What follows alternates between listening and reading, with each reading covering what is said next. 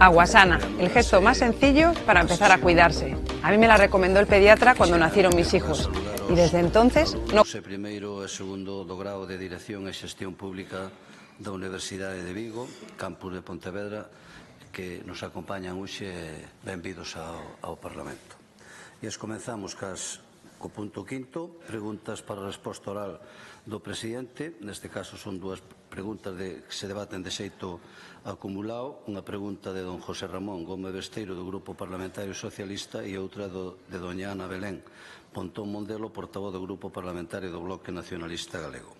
Comeza formulando a pregunta o señor José Ramón Gómez Besteiro, portavoz do Grupo Parlamentario Socialista. Moi ben. Bos días, gracias, presidente.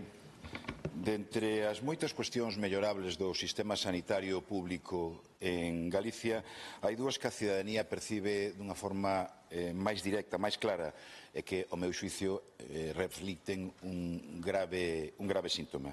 A primeira é que agora tardase máis en ser atendido e, ademais, hai unha enorme diferencia, ademais, entre os pacientes, os galegos e galegas, en función de onde viven no territorio, no noso país. E, en segundo lugar, que cando se consigue, esa nova consulta é atendida por especialistas diferentes cada vez. Hoxe tómase con resignación que haxa varios días para recibir unha cita nun centro de saúde e varios meses para a atención hospitalaria.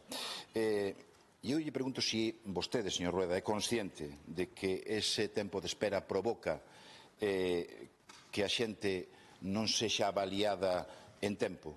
E lle pregunto se é consciente, señor Rueda, de que iso incluso pode provocar agravamento de moitas enfermedades. E lle pregunto tamén se é consciente de que efectivamente iso xenera unha inseguridade nos galegos e galegas que non teñen un recoñecemento áxil da atención no ámbito sanitario como tiñan fai tempo. Se un paciente ten que esperar 11 meses para recibir unha cita e unha espera en cardioloxía, ou unha muller que ten endometriosis ten que esperar máis de un ano para recibir unha revisión, para ter unha revisión, realmente usted é consciente da angustia que iso provoca en moitos galegos e galegas. A investigación en Europa ven a recoñecer que cando un médico ou unha médica de familia atende a un paciente durante 15 anos, hai unha reducción da atención hospitalaria cifrada en torno a un 30%. E que cando ese mismo médico ou médica de familia atende a esa familia, a esos pacientes, hai unha relación directa con menor tasa de mortalidade, entre un 15 e un 20%. Un 20% que, curiosamente, foi o que se incrementou a suscripción de seguros médicos privados nos últimos 10 anos aquí no territorio. Por tanto, é evidente que hai que establecer unha relación se iso é un problema ou era unha situación querida por todos vostedes. E isto, o que acontece e o que nos leva é que reflicten os datos. En atención primaria hai 900 sanitarios menos que fai 15 anos. En saúde mental, según os especialistas, hai unha espera de máis de 5 meses para recibir esa primeira atención. As listas de espera están en cifras máis altas que en períodos de prepandemia. E hai 11.000 nenos e nenas que non teñen asignado un pediatra de referencia en toda Galicia. Por tanto, en Galicia hai un verdadeiro problema de xestión de recursos sanitarios, de recursos humanos do sistema. E non o decimos nós, o dice o propio informe do Consello de Contas, que reflicte que hai unha planificación inadecuada ano tras ano. Porque levan gobernando a sanidade deste país durante os últimos 16 anos. E cando se dice que hai unha planificación inadecuada despois de 16 anos, hai unha tendencia a creer de que a actuación inadecuada é a sabiendas. E isto é o grave do sistema. Unha actuación a sabiendas onde se xeneran mentiras que fabrican vostedes nos despachos e que afecta a miles de fogares en Galicia que non teñen acceso á sanidade pública como deberían ter. Ben, hai propostas encima da mesa. Nos fixemos unha esta mesma semana, cando vimos de rexistrar esa proposta para que se atenda no ámbito da atención primaria e non se teña que esperar un período superior a esas 48 horas. Hai máis propostas encima da mesa. En materia de saúde mental é necesario eliminar esa barreira para acceder á saúde mental de forma rápida e a través do propio sistema de atención primaria. Pero hai outras fórmulas tamén, catálogos claros de servicios que se presten nos hospitais comarcais. En definitiva, hai un déficit evidente de planificación de recursos humanos, como decía. E ese déficit leva a que moita xente viva con ansiedade, uns períodos de espera e unha accesibilidade ao sistema que fai anos non tiña. tiña. E todos lembramos cando podíamos solicitar e ser atendidos nos centros de saúde con un períodos moi inferiores aos 48 horas. Eu recordo, non son tan maior, vou tendo a miña idade, pero sí recordo cando o sistema funcionaba perfectamente. Por tanto, hoxe o sistema funciona cando hai vos profesionais e cando chegamos ás consultas dos profesionais, pero tardamos moito máis de forma absolutamente inadmisible en chegar a esa consulta dos sanitarios. Por iso é polo que lle pregunto, que medidas valora tomar vostede para mellorar os déficits actuais do sistema sanitario público en Galicia? Gracias.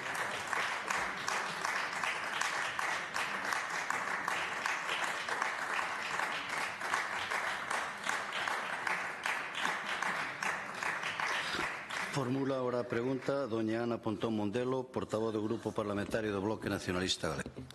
Moitas grazas, presidente. Señorías, señor Rueda, o seu goberno leva 16 anos de recortes e privatizacións da sanidade pública. 16 anos quitándolle cartos á sanidade pública mentre se incrementa o gasto na sanidade privada. É a ideoloxía dun Partido Popular que cree que coa saúde tamén se fai negocio.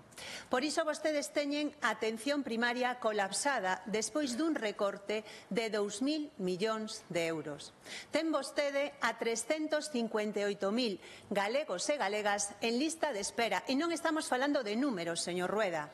Estamos falando de persoas angustiadas que agardan unha atención que non teñen.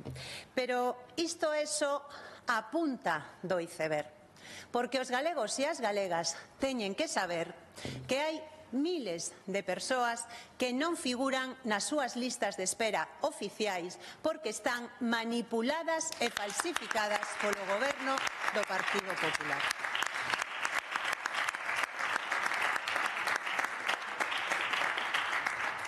Listas de espera que esconden que hai miles de persoas que cando van pedir cita a resposta que obteñen é que as axendas están pechadas e que xa as chamarán.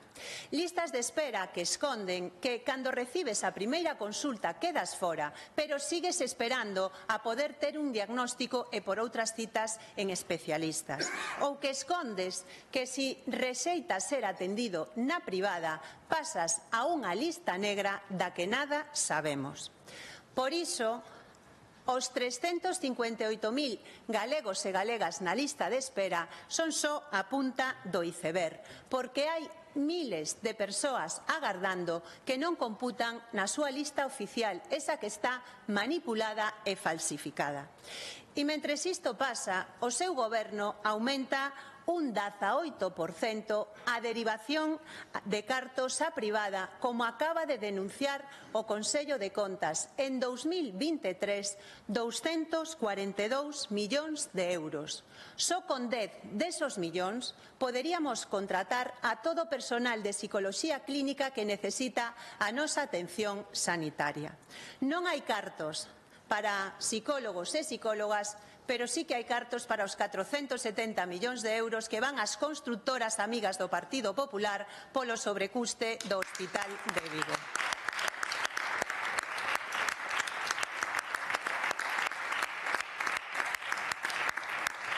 $470 millóns de euros ás constructoras mentres se derruban o teito do Hospital Materno de Ourense e as mulleres de Ourense teñen que parir nun hospital que se cae a cachos, señor Rueda. É a foto perfecta que retrata a súa política sanitaria, acoso e derrubo á sanidade pública deste país.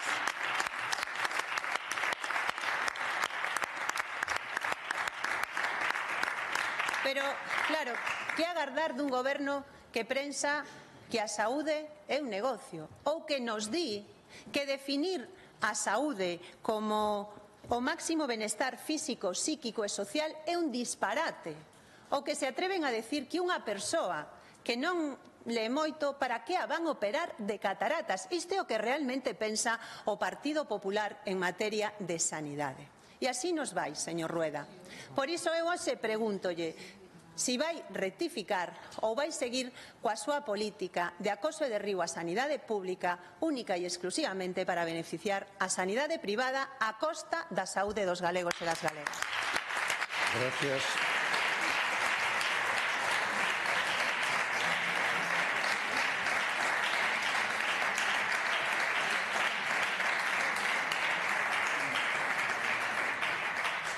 Resposta do presidente da Xunta. Moitas gracias, señor presidente. Señorías, saúdo aos alumnos que nos están escoitando e aos invitados en xeral.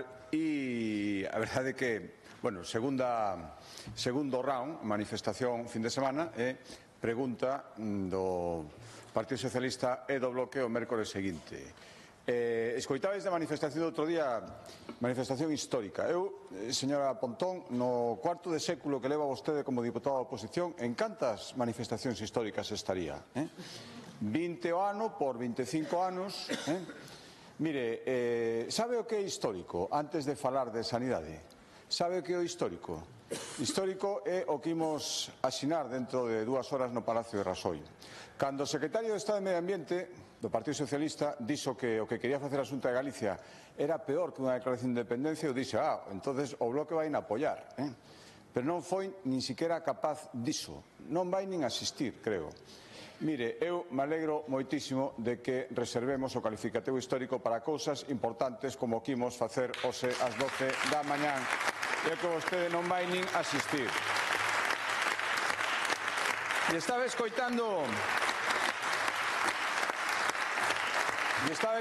a señora Pontón os seus argumentos potentísimos e rigurosísimos, como sempre.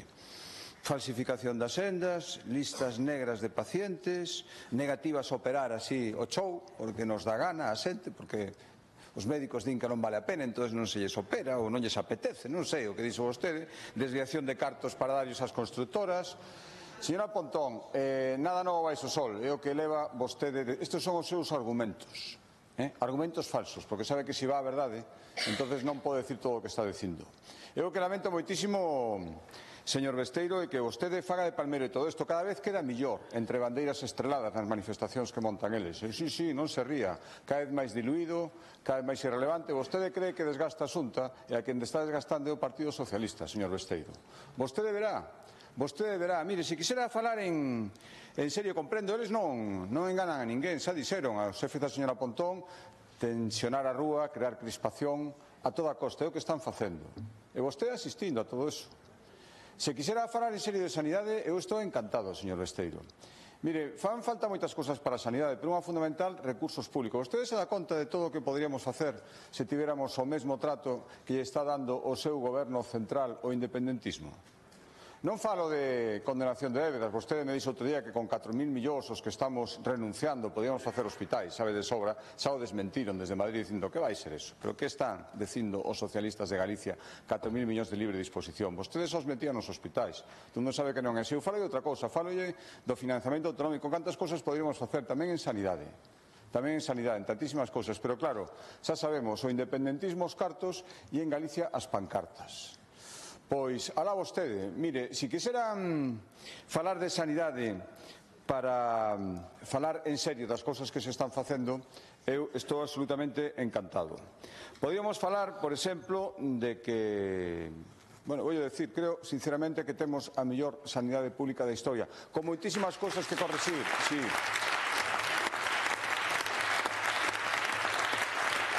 Con moitísimas cousas que correxir. Non me dá tempo a rebatir todos os datos. Eu creo sinceramente que non merece a pena estar todos os días sempre rebatindo as falsedades da señora Pontón, que é o que se dedica. Vostede tuvo un tono máis constructivo, eu agradezo moito, pero teño que dicir que as cousas non son así. Por eso non entendo a súa presencia sempre de palmeiro das cousas que monta o Bloque. Se vostede quixera falar en serio do que estamos facendo que hai que mellorar, por suposto, un debate, además, fainos falta a colaboración do Goberno Central que non estamos tendo. Pero mire, se a manifestación, vostede acude a manifestación para falar do calendario vacinal máis avanzado do mundo que ten Galicia, digolle que sí, queremos máis. Si foi a manifestación para pedir máis esforzo aínda do que estamos facendo, eso sí que é histórico en infraestructuras hospitalarias, digolle que sí, queremos máis. Si quisera falar do esforzo importantísimo que estamos facendo en renovación tecnolóxica de aparellos, sobre todo en oncoloxía, diríalle que sí e que queremos máis. Si quisera falar tamén do esforzo en persoal, 1.400 plazas que vai convocar o Sergas este ano, máis persoal traballando na sanidade pública que nunca, diríalle que sí que vai haber máis. Si quisera falar do esforzo orzamentario, orzamento récord este ano, tamén en atención primaria, outro bulo da señora Pontón, diríalle que sí que vai haber máis.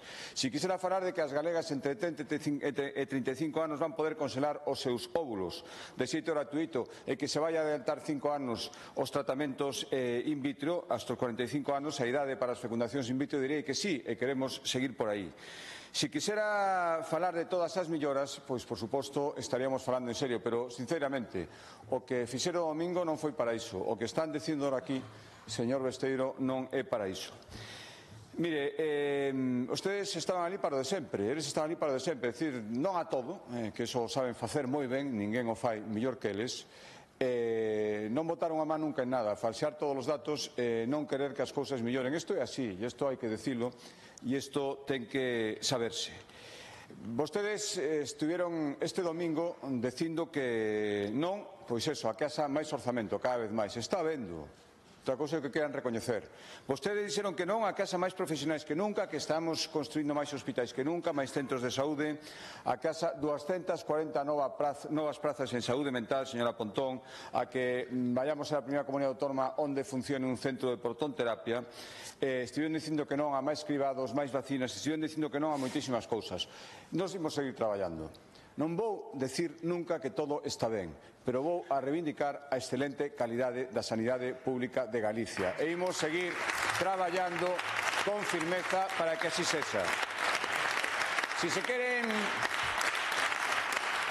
seguir opoñendo a todo, alá vostedes. Se queren ser parte da solución, encantados, pero con bulos, con declaracións tremendas que non son verdades, con falsedades, axudan pouco. Alá vostedes. Se queren decirlle sí a sanidade, estén con nós. Se queren decir non a todo, pois levan moito tempo así, supoño que por eso, entre outras razóns, están na oposición. Intenten decir sí, saberán como as cousas funcionan mellor. Mais nada, moitas gracias.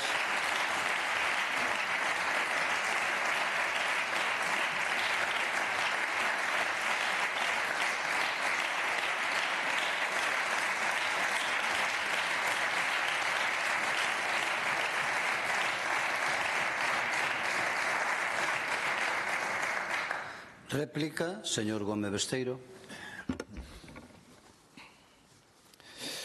Moitas grazas, señor presidente. Ben, señor Rueda, creo que lle fixe unha aproximación obxectiva á situación que está acontecendo en Galicia. É dicir, é unha evidencia que vostedes levan 16 anos gobernando.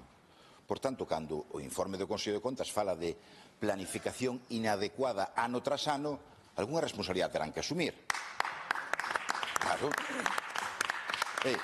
No ano, cando gobernaba Mariano Rajoy, médicos de familia nas plazas MIR, 100 anuais.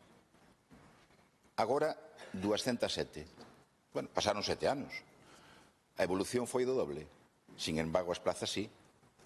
Por tanto, hai evidentemente unha mala xestión. Por iso eu dicía que mentras fabricaban mentiras dentro dos despachos, a angustia de todos os fogares galegos, de moitos fogares galegos, se baseaba na falla de acceso ou impedimento de acceso rápido e áxil ao sistema sanitario público. E iso é responsabilidade de vostede. Despois de 16 anos, que tipo de excusas se poden dar? Orzamentarias? De mala colaboración ca xestión do goberno? Habendo diferentes gobernos no ámbito de España. Cales son as ratios profesionais que hai en Galicia hoxe? Pois já digo eu, en enfermeiras ocupamos o 16º lugar de 17 comunidades autónomas. O 17 é, como non, a Comunidade Autónoma de Madrid. Fisioterapia, o lugar 13 de 17. Psicólogos, 13 de 17. Médicos, 11 de 17. Estas son as realidades do sistema público de Galicia. E vostede mira para outro lado. Sin embargo, non hai un día no que nos medios de comunicación non aparezcan noticias relacionadas co mundo e que afectan á sanidade pública en Galicia. Isto é o que aparece nos medios de comunicación. E vostede mira por outro lado. E di que é unha conspiración.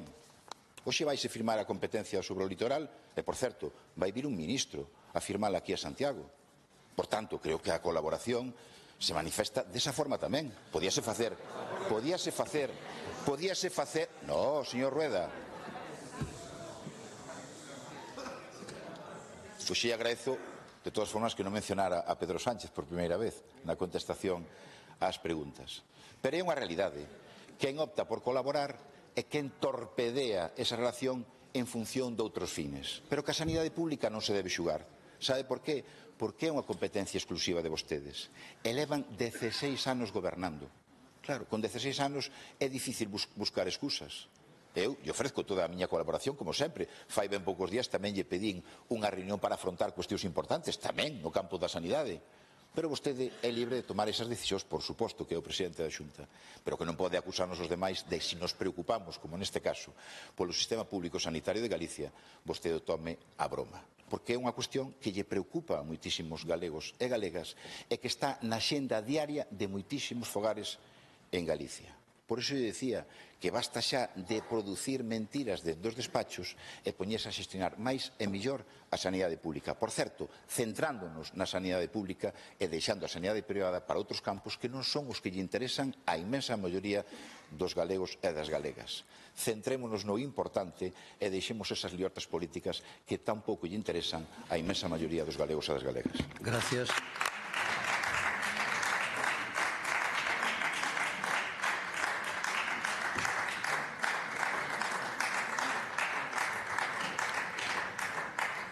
Réplica, señora Pontón.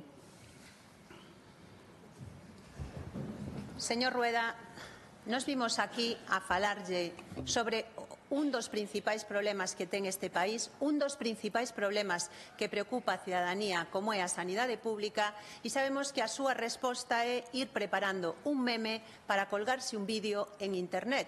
Dígolle, señor Rueda, que teña coidado cos memes, porque de tanto repetilos pode acabar convertíndose nun.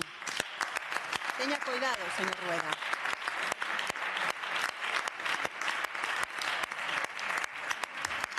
Sí, sobre todo porque sabemos que vostede non ten argumentos, que o seu único argumento é o bulo e a mentira para vir aquí a facer de oposición ao BNG.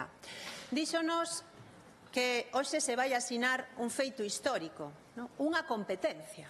O sea, para vostede é histórico unha competencia en 16 anos. Que quere, que os saquemos a volandas do Parlamento? É que a este ritmo tardaremos 300 anos en cumplir o actual estatuto, señor Rueda. Sabe o que é histórico e triste? Velos a vostedes votando en contra de cumplir o estatuto, por exemplo, cando pedimos que se desenvolva a Policía Galega que recolle o estatuto. Eso sí que é histórico. A súa sumisión ao centralismo. A súa sumisión ao centralismo. E ven aquí co argumentario de sempre dicindo que damos datos falsos. Dígame un só dato falso, señor Rueda. Un só dato falso. Reto a que me diga un só dato falso do que lles din. Acaso é falsa a grabación do seu conselleiro na que di que para que imos operar de cataratas a unha persoa se non sabe ler? É unha manipulación ou son palabras do seu conselleiro dicindo o que pensa o Partido Popular en materia de sanidade? Dígame, señor Rueda,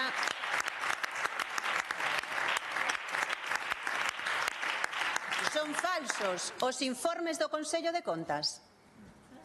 É falso a denuncia que fai o Consello de Contas de que incrementaron nun 18% os cartos por derivación xa privada, 242 millóns de euros no ano 2023, e este ano son máis que no ano 2023.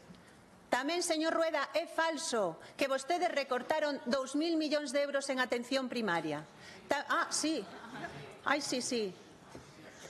Estuveron invertindo máis durante estes anos. Es que negan a súa propia realidade dos orzamentos. É que se creen os seus propios bulos. Dígame, pero é que, sabe que é o peor? que os seus orzamentos tamén son un bulo, porque acaba de denunciar o Consello de Contas que no ano 2023 quitáronlle 170 millóns de euros a atención primaria en pleno colapso, así como trata o Partido Popular a saúde dos galegos e das galegas. E miren, señor Rueda, eu animo a vostede a que empece a decirlle sí á sanidade pública. Dígalle sí á transparencia nas listas de espera. Diga sí a publicar todos os datos da xente que realmente está esperando no noso sistema sanitario. Diga sí a contratar todo o personal que se necesita na pública para non ter que derivar á privada. Ou diga sí a acabar coa precariedade que hai no sistema sanitario do noso país, que convertiu o Sergas nunha ETT, señor Rueda, onde hai categorías profesionais como é a de enfermería que teñen casi un 50% de temporalidade, de precariedade, señor Rueda. E dígalle sí a un plan de rescate en atención primaria, porque mire, estamos na cola da inversión en atención primaria. Só inviste menos que Galiza, Madrid. Parece que están competindo a ver quen deteriora máis o noso sistema sanitario. Mire, señor Rueda, menos memes e un pouquiño máis de sanidade pública. Deixe de xogar coa saúde dos galegos e das galegas, que non é un negocio.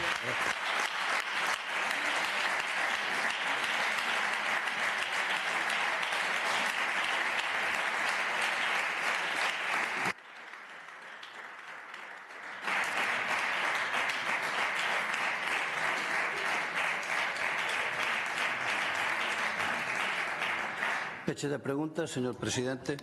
Moitas gracias, señor presidente. Señora Pontón, agradézolle moitísimo o seguimento que nos fai en redes sociais. Sabendo, ademais, o que lle gusta, intentaremos esforzarnos máis todavía. A partir de agora, saberá. Intentaremos esforzarnos máis todavía.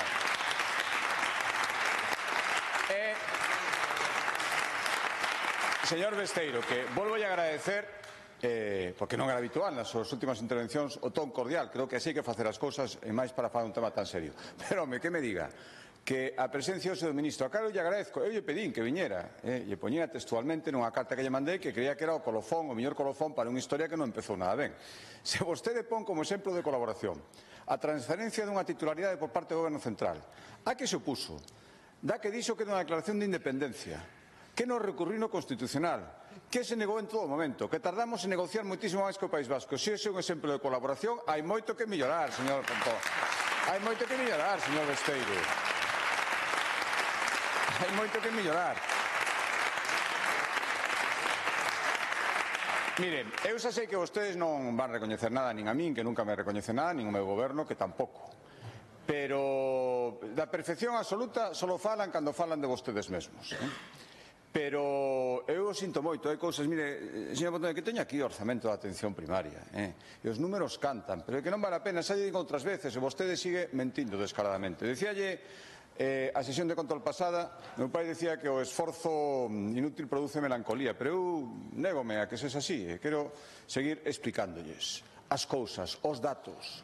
Sempre me escoitarán decir, falando dun asunto tan serio como a sanidade, sempre a engádega de decir que, por suposto, hai cousas que hai que seguir mellorando. Por suposto. Pero tamén hai cousas que están ben, e que se debe o esforzo conxunto, primeiro dos galegos cos seus recursos e despois dos profesionais da sanidade, dos cales vostedes din unha serie de lindezas. Eu non vou dicir nunca o que decía a última conselleira de Sanidade do bipartito, que a culpa das listas de espera dos médicos, eso diso. Non vou dicir o que di o portavoz da plataforma Só Sanidade Pública, que os colexios médicos son o reducto do conservadurismo dos doctores, algo así, nin que creo que dixo ademais que cando empezaba a pandemia que era un alarmismo justificado por motivos económicos. Non vou dicir tampouco o que dixo o señor Besteiro, sanidade propia aos hospitais, como Ucrania, de segunda regional ou primeira preferente, non sei o que dixo o señor Besteiro, non son as dúas cousas. Non vou dicir nunca que os xestores dos Sergas son unha panda de psicópatas, e, señora Pontón, nunca pediu disculpas, vostede que ten a pel tan fina para todo o que lle afecta a vostede, eso pode decir sin ningún problema. Miren, os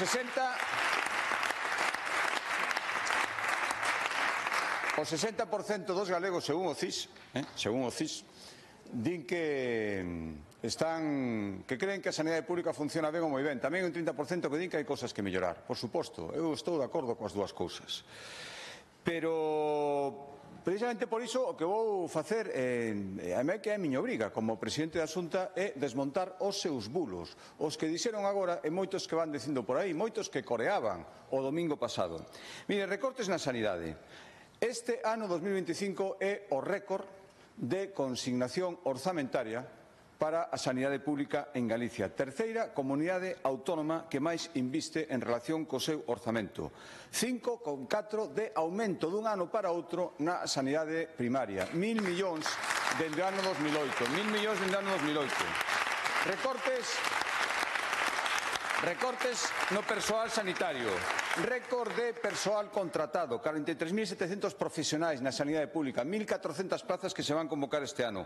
Caos nas listas de espera. Terceira comunidade autónoma con mellores tempos de espera cirúrxica, 40 días menos que un catalán, por exemplo, que vostedes admiran tanto. Reducción o ano pasado de 13 días para consultas con especialista. Segunda comunidade autónoma con menos espera. Aumento dun 5,6% do número de operacións o ano pasado, 10,7 máis nas operacións de prioridade 1. 4% máis de probas diagnósticas no ano pasado. Reducción de tempo medio de acceso para facelas, 6,2 días dun ano a outro. 7 novas patoloxías incorporadas ao sistema de vía rápida. Privatización da sanidade, outro mantra que a vostedes lles encanta, a señora Pontón volveu a dicilo. Mire, aumento dos orzamentos de sanidade na Xunta de Galicia do ano 2009 ao ano 2025, 46%. Aumento dos concertos coa sanidade privada entre 2009 e 2025, un 3%. 3% en 14 anos. Aumento dos concertos coa sanidade privada do bipartito en 3 anos, 48%. E despois teñen a cara de falar dos concertos coa sanidade privada. E, señor Besteiro, vostede, o espectáculo que nos deu o Goberno Central, que vostede tanto defende como face, que fale vostede de sanidade privada é casi incomprensible, casi tan incomprensible como que se poña entre as bandeiras estreladas. 86% dos galegos, según o CIS, elixirían a sanidade pública para o ingreso hospitalario. Con vostedes eran 14 puntos menos de confianza na sanidade pública. Saúde mental, duplicado o número de profesionais en 4 anos, 240 prazas. Vostedes tiñan un plan que nos deixaron para poñer 155 en 6 anos, nos 240 en 4 anos. 33% de aumento de psicólogos clínicos en 4 anos, señora Pontón, outro dato que vostedes sempre falsean. E habería un montón de cosas máis que decir, hai que seguir, temos que seguir e eu quero seguir. A cidadanía ten dereito a saber o que estamos facendo, ten dereito a saber que non é verdade as cousas que vostedes lanzan como consignas, como mantras, ten que saber a realidade. E, polo tanto, como creo que vou todo isto, anúnciolles que esta mesma semana pediremos ao Parlamento que se celebre a maior brevidade posible o debate de Estado de Autonomía, o debate de política xeral, para celebrarlo inmediatamente despois de Semana Santa.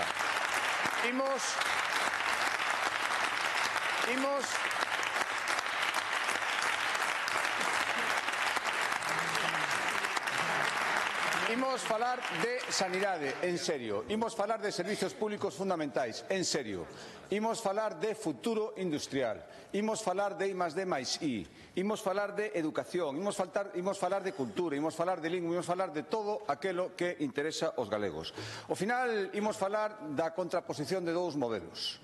O modelo de non a todo. O modelo de opoñerse. O modelo de crispar, que vostedes instauraron e vostedes siguen, é o modelo de facer que Galicia avance. Esa Galicia calidade, esa Galicia con sentidiño da que cada vez máis galegos se sinten orgullosos. Máis nada e moitas gracias.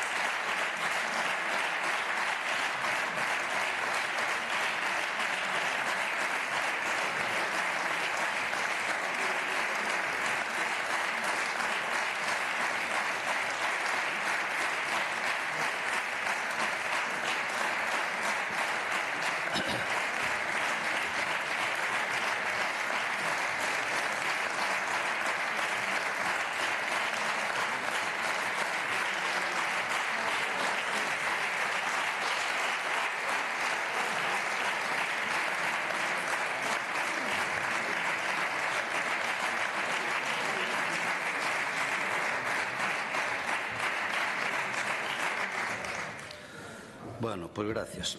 Avecínase nos traballo, eso é o certo. Continuamos cos turno de preguntas ao Goberno.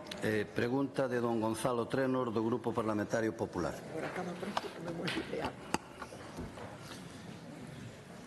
Moi bons días, señorías, conselleiro, presidente. Esta enumeración de titulares é tan só unha mostra do que os galegos atopamos cada día cando lemos a prensa, e asegurolle, ademais, como usuario do ferrocarril, que é certa. Os puntos débiles que lastran o ferrocarril en Galicia non pode seguir con retrasos en cerca de 8 de cada 10 trens, a oscuras nun tren en Ourense. Tras casi 2 horas de retrasos, pasaxeiros do servicio Madrid-Vigo poideron continuar o seu traxecto noutro ferrocarril. As probas do tren entre Monforte e Ourense revelan problemas na vía, unha nova incidencia no tren Santiago se queda sin conexión a Coruña un fin de semana. Os problemas de viaxar en tren a Galicia se agravan, falta de plazas e dificultades para comprar billetes, o retraso, as cancelacións e deficiencias de Renfe complican as viaxes de usuarios que se agrupan en plataformas e redes para reclamar o ministro Puente un tren digno. E así podía seguir citando titulares de noticias por horas, porque isto é tan só unha mostra, pero hai centos e centos de incidencias como estas. E isto é tan só reflexo dunha realidade, o da precariedade do servicio ferroviario en Galicia, incidencias, averías, retrasos, cancelacións do servicio, falta de inversións, incumprimentos, en definitiva, abandono absoluto por parte do Goberno central do ferrocarril na nosa terra. Fronte a esta situación, tanto o Parlamento de Galicia como tamén o Goberno galego reclamamos que a oferta de servicios ferroviarios na nosa comunidade responda á demanda dos galegos e garanta o seu dereito á mobilidade.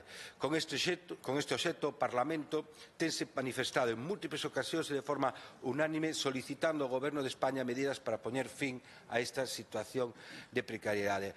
Acordamos demandar ao Goberno de España que se restableceran e reforzaran os servicios ferroviarios recuperando as frecuencias que se habían suprimido, que se incrementasen as prazas e realizasen os investimentos necesarios nas infraestructuras ferroviarias, que se garanta que cidades como Lugo e Ferrol accedan en pé de igualdade a alta velocidade e a intermodalidade. Tamén reclamamos por unanimidade desde este Parlamento que se preste especial atención aos corredores ferroviarios de Coruña, Lugo, Monforte ou tamén ou de Vigo, Ourense, Monforte, así tamén como as conexións entre Lugo e Madrid e co País Vasco e Cataluña. Tamén pedimos por unanimidade que se axilizara a execución da saída sur de Vigo e que se designara a un interlocutor para requerir información e explicación sobre as constantes incidencias que se resisten no transporte galego. Tamén, onte mesmo, aprobamos por unanimidade presentar de inmediato o plan de director do Corredor Atlántico que inclúa compromisos concretos, cifras detalladas e prazos definidos para a execución das obras que ata agora o Goberno central negouse a proporcionarnos esa información. Aclarar tamén a composición e funcionamento do grupo de traballo, nomear con carácter urxente, e isto será un acordo, fai 8 meses o interlocutor de Renfe e así moitas outras cuestións. Por iso, señor conselleiro, que valoración fai o Goberno galego da situación de precariedade na que o Goberno de España mantén os servicios ferroviarios?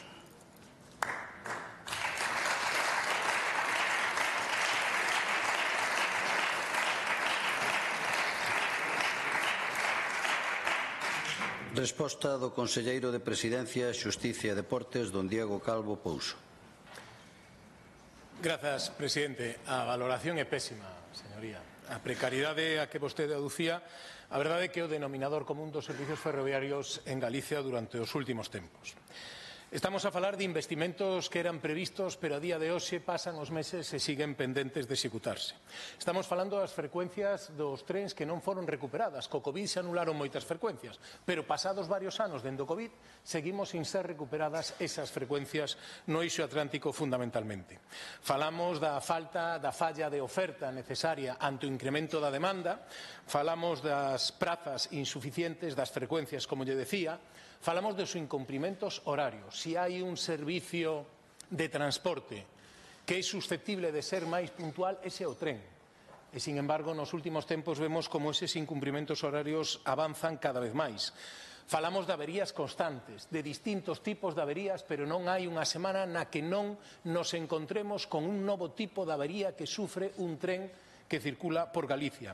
E falamos esta mesma semana dos problemas das reservas dos billetes, nos que en Galicia só se poden reservar casi no día, pero noutras comunidades se poden reservar con 6 meses de antelación, o que dificulta enormemente a utilización do ferrocarril como medio de transporte. Todo isto non é máis que unha mostra máis do agravio que fai o Goberno do Estado con respecto a Galicia no tema ferroviario. Isto xa non lo viñeron anunciando de fai tempo.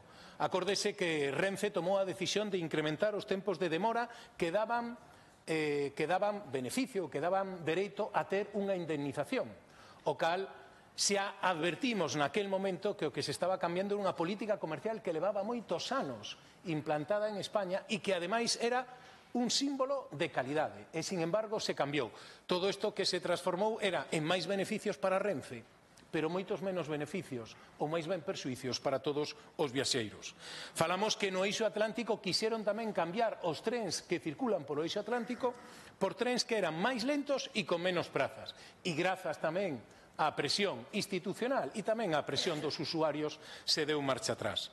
Pero para isto é necesario levar a cabo esas obras pendentes das que estábamos a falar. Dese plan director que levamos 10 meses esperando por él e cada vez que veñen a Galicia, inda que algúns grupos lle aplauden, o único que fan é traer un PowerPoint tuneado, donde inclúen o cambio de travesas ou os desbroces dos taludes como obras do plan director, o cal non deixa de ser unha vergoña que haxa representantes institucionais que o aplaudan.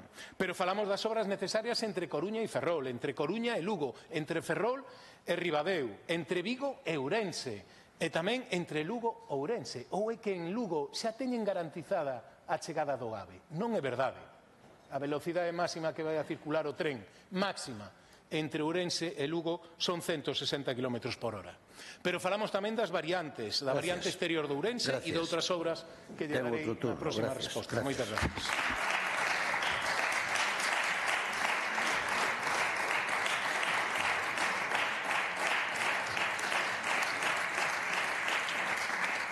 Réplica, señor Trenos. Sí, moitas gracias, señor conselleiro. É verdade que por moito que o coñezamos, escoitar esa realidade é auténticamente desolador. A precariedade, o abandono, o maltrato do Goberno central hacia Galicia, como vostede estaba a sinalar, e ademais destacaba que era o denominador común de todos os problemas do transporte ferroviario en Galicia.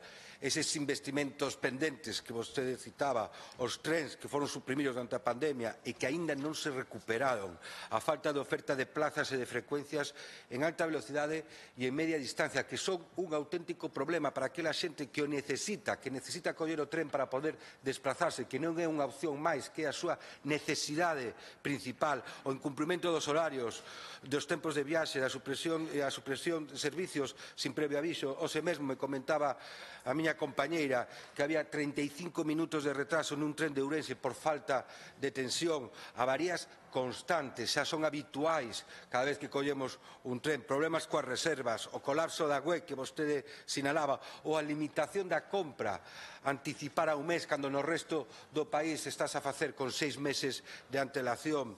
Todo isto, conselleiro e señorías, é a consecuencia de 7 anos de discriminación e maltrato a Galicia. 7 anos do goberno de Sánchez cheo de incumprimentos, cheos de tratos discriminatorios e dunha xestión nefasta. Nós temos claro o que precisamos, decía vostede, señor conselleiro, e ademais así tamén o solicitamos dende esta Cámara. Son moitas as demandas en infraestructuras que o Goberno central debe acometer en materia ferroviaria que non se están a facer, e aquí estamos a falar continuamente delas, pero o Goberno central non é capaz de atender nunha soa delas. O corredor atlántico, por o que levamos anos pelexando e agardando, contempla 8.000 millóns de investimento, entre que destaca esa conexión entre Vigo e Porto, e que o Goberno central non se toma en serio. E así co resto de necesidades de infraestructuras que vostede destacaba. Gracias.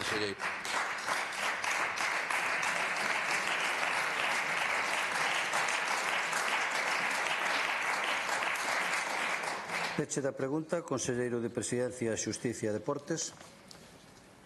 Moitas grazas, presidente. Estaba a falar, cando na primeira intervención, das obras pendentes. Falábamos da variante exterior de Ourense, sobre todo no tramo entre Seixalbo e a estación de Ourense. Falamos dos tramos de dobre vía pendentes, falamos das melloras do túnel do Padornelo, ou desas obras que se van a facer en 40 túneles para as vías de escape. Como vai a ser a afección as conexións que van a ter no tren entre Madrid e Galicia. E a verdade é que isto foi un cúmulo de incidencias dende o primeiro día. É certo que o primeiro día que se pon en servicio un tren pode haber incidencias. De feito, non o criticamos, nin fixemos nada nese sentido. É normal que o tren non poida funcionar ou que teña algún problema. Pero hai que recordar que os trens Abril xa iban a chegar no ano 22 para o Xacobeo. Despois foise retrasando ano tras ano. Chegamos a xaneiro do ano 24 e algún voceiro deste Parlamento foi a darlle un bico a Vigo a unha locomotora porque por fin chegaban os Reis Magos a Galicia. É verdad que tardaron 5 meses máis. E cando chegaron, imagínense como foi, que o primeiro viaxe oficial non foi capaz de chegar á estación de Chamartín en Madrid. Pero isto que hai? A verdade é que chove sobre mollado. Todas as averías que un se pode imaginar e as que non se pode imaginar se deron aquí. O pantógrafo, o bloqueo dunha porta, o RTMS, unha locomotora, as baterías. O último foi a escasamente 2 semanas, cando nunha expedición entre Madrid e Lugo, ao chegar a Monforte, saben vostedes o que pasou? Que se acabou o combustible. E a partir de Monforte tiveron que desplazar os viaxeiros en bus ata Lugo. É certo que aquí hai partidos que non din absolutamente nada. Se chega a pasar algo parecido nun servicio de autobús en Galicia, ardería Galicia, habería unha manifestación e as pancartas. Pero, como son os socios do Partido Socialista, neste sentido non pasa absolutamente nada. Levamos un montón de meses con promesas incumplidas. Promesas incumplidas da chegada do AVE, dos tempos da chegada do AVE, do incremento de número de frecuencias que se iban a producir. E un ano máis tarde, casi da chegada do primeiro AVE, non se incrementou unha soa frecuencia. É certo que se cambiou algún Albia por algún Abril e isto incrementou o número de prazas, pero tampouco se fixo o compromiso de incremento de número de prazas que o propio ministro dixo no primeiro recorrido inaugural. Pero fai escasas semanas estivemos en Vigo, falando da necesidade de conexión do AVE co Porto en Portugal e tamén da conexión do Porto da autoridade portuaria co corredor atlántico. E aí, nese momento, o alcalde decidiu que o Porto de Vigo non necesitaba conexión na terminal de Bouzas. E o propio comisionado do corredor cambiou de opinión na súa intervención e dixo que esa liña entón se eliminaba porque non era necesaria. Agora sí, seguimos pedindo que Vigo sexa un porto nodal. Nós, dende logo, vamos a seguir pedindo. E vamos a seguir dicindo que é necesaria a conexión da terminal de Bouzas co corredor atlántico de mercancías. Claro que sí, pese a que a algún non lle guste. Nada máis e moitas gracias.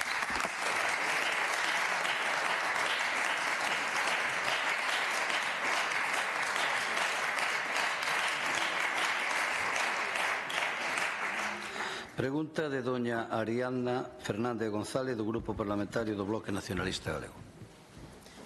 Grazas, presidente. Bos días, señorías.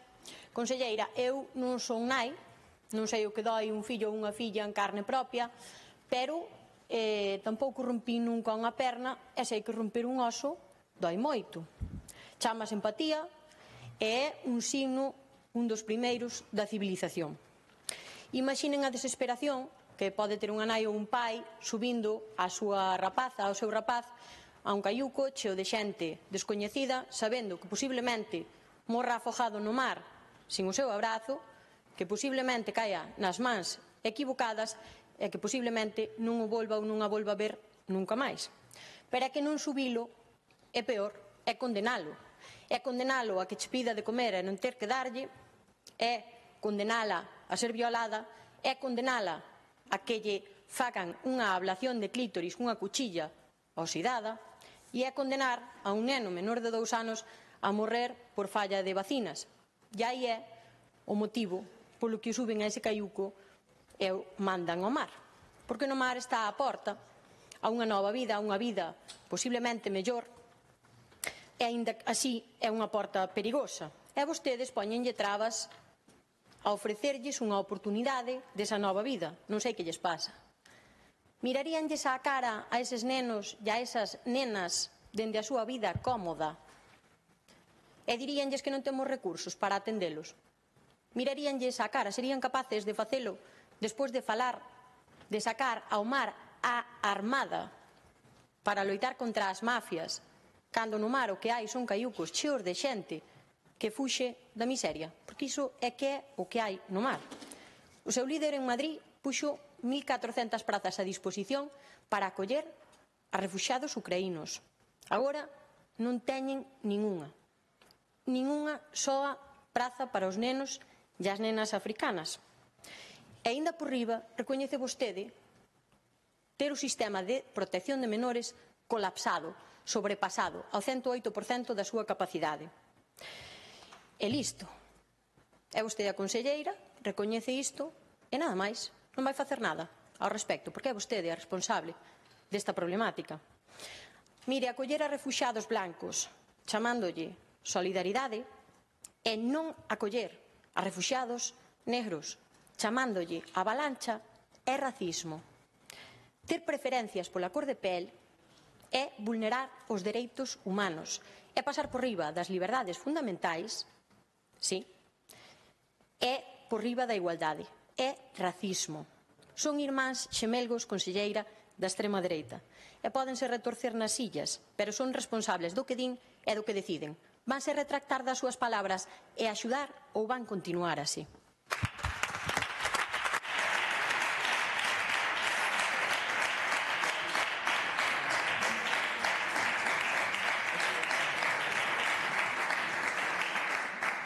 Resposta da conselleira de Política Social e Igualdade, doña Fabiola García Martínez. Gracias, presidente. Señora Fernández, mire, en Galicia contamos con un sistema de acollida de protección de menores que é un dos sistemas máis integradores de toda España, a nivel nacional. Nunca facemos distincións pola procedencia de cada menor que está aquí en Galicia, senón que todos os menores conviven sempre co resto dos menores e co resto dos adolescentes que viven baixo o sistema de protección da Xunta de Galicia nos 80 centros que temos na nosa comunidade. E precisamente o que eu lle trasladei é que nós o que queremos é seguir apostando por este sistema de total integración en Galicia. Un sistema que é integrador, que é inclusivo e que leva moitos anos demostrando que é un éxito e o que nos intentan copiar de outras moitas comunidades autónomas a nivel nacional. Pero a realidade é que o Goberno de España, da man do señor Puigdemont, pretende romper de forma definitiva este sistema de integración que temos en Galicia. Pero Galicia sempre cumpre e sempre cumprirá a lei. Sempre demostramos que fomos solidarios ao longo dos anos. De feito, somos unha das comunidades autónomas que máis menores migrantes acolleu de Canarias e acollemos de Ceuta, recibindo o 16% dos menores acollidos a través dos acordos voluntarios co Goberno de España. É dicir, Galicia acolleu o triple de menores dos que nos correspondería por número de habitantes. Estamos dispostos a seguir así. Estamos dispostos a seguir sendo solidarios e a seguir acollendo menores migrantes. Pero, insisto, ten que ser un acordo como ata agora, un acordo pactado e un acordo negociado. E sempre, por suposto, na medida das nosas posibilidades e da nosa capacidade residencial que hai en Galicia, porque o obxectivo non é outro que darlle a mellor atención e a mellor calidade de vida a todos esos menores migrantes. Pero para poder poñer en marcha todo isto é necesario financiamento, é necesario acompañamento e son necesarios mecanismos por parte do Goberno de España que é o que pretende repartir como paquetes a máis de 4.000 menores migrantes.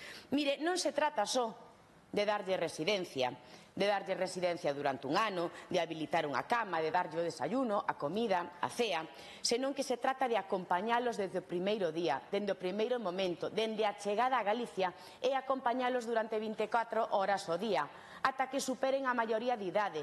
Pero non solamente iso, tamén darlle educación, sanidade e acompañalos de cara á inserción laboral de todas estas persoas migrantes. E isto é o que levamos feito durante todos estes anos. E isto é o que queremos seguir facendo ao longo dos próximos anos. Por iso queremos e lle pedimos unha vez máis ao Goberno de España que deixe de pactar novos criterios co señor Puigdemont, que se sente coas comunidades autónomas e que continúe coa vía do consenso e coa vía do diálogo. Eu tamén me pregunto, señora Fernández, se o señor Pedro Sánchez e o señor Puigdemont lle miran a cara a todos esos menores. Conselleira.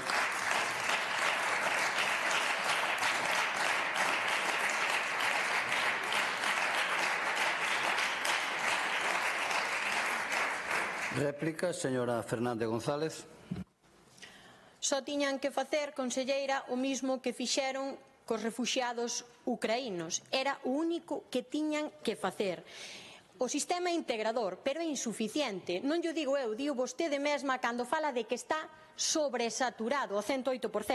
E apostar polo sistema é investir neste, é dar cifras fiables dos nenos menores de 6 anos que están nos centros, é dar cifras fiables e non bailes de cifras sobre os nenos que estamos acollendo e que son inmigrantes, é escoitar aos traballadores e as traballadoras que piden medios, persoal e investimento. Todo iso é traballar polos menores. Pero vostedes teñen este sistema de protección de menores totalmente descoidado e desatendido e é unha evidencia. É unha situación precaria, porque para vostedes son invisibles. E miren, os nenos africanos non lle saben nin quen é Puigdemont, nin onde está Cataluña, nin o que é o independentismo e tampouco quen é o presidente do goberno de España. Sabe o que lle saben? Saben o que saben eses nenos? O que é a miseria, a fame, a sede, as violacións dos dereitos humanos. Iso sí que saben eses nenos, señora conselleira. Din vostedes que recurrirán aos tribunais porque vostedes axudan porque lles obliga a lei. Non por vontade, porque están obligados pola lei. Por iso axudan vostedes. E din que esta é inxusta. É xusto ir á escola descalzo? É xusto pasar fame? É xusto ter sede? Que fácil é falar de injustizas cando se deita un nunhas sábanas térmicas. Perspectivas sesgadas do mundo. E falan de que a lei é discriminatoria. Discriminar é seleccionar excluindo. É o que vostedes fan cos nenos africanos. Van axudar ou van seguir con esta política de chatarra?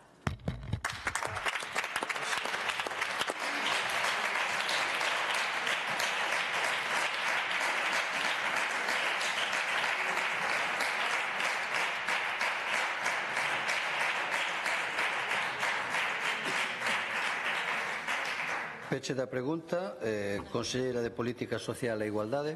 Gracias, presidente. Señora Fernández, reiterolle unha vez máis que Galicia cumple e Galicia cumplirá estritamente a lei imposta por parte do Goberno de España, pero o Goberno nos debe dar a financiación e os mecanismos necesarios para que as distintas comunidades autónomas poidamos cumplir esta lei, pero que non imos aceptar nunca e non o imos a facer de ningunha das maneiras. É un reparto á carta feito para beneficiar a Cataluña e feito polo señor Puigdemont. Un reparto co que vostede ben sabe que tanto conoce agora o sistema de protección de menores. Con este reparto que imos a crear é guetos, guetos de persoas migrantes. Vainos a romper o sistema integrador que temos en Galicia e o goberno que pretende é un sistema de segregación e non de integración. Mire, eu creo que é obvio que a acollida de menores migrantes ten que facerse, como lle decía, de forma voluntaria, de forma pactada e co consenso coas distintas comunidades autónomas e ten que facer co financiamento suficiente por parte do Goberno central que nos descarga unha vez máis toda a responsabilidade ás distintas comunidades autónomas. Mire, as cifras o deixan moi claro.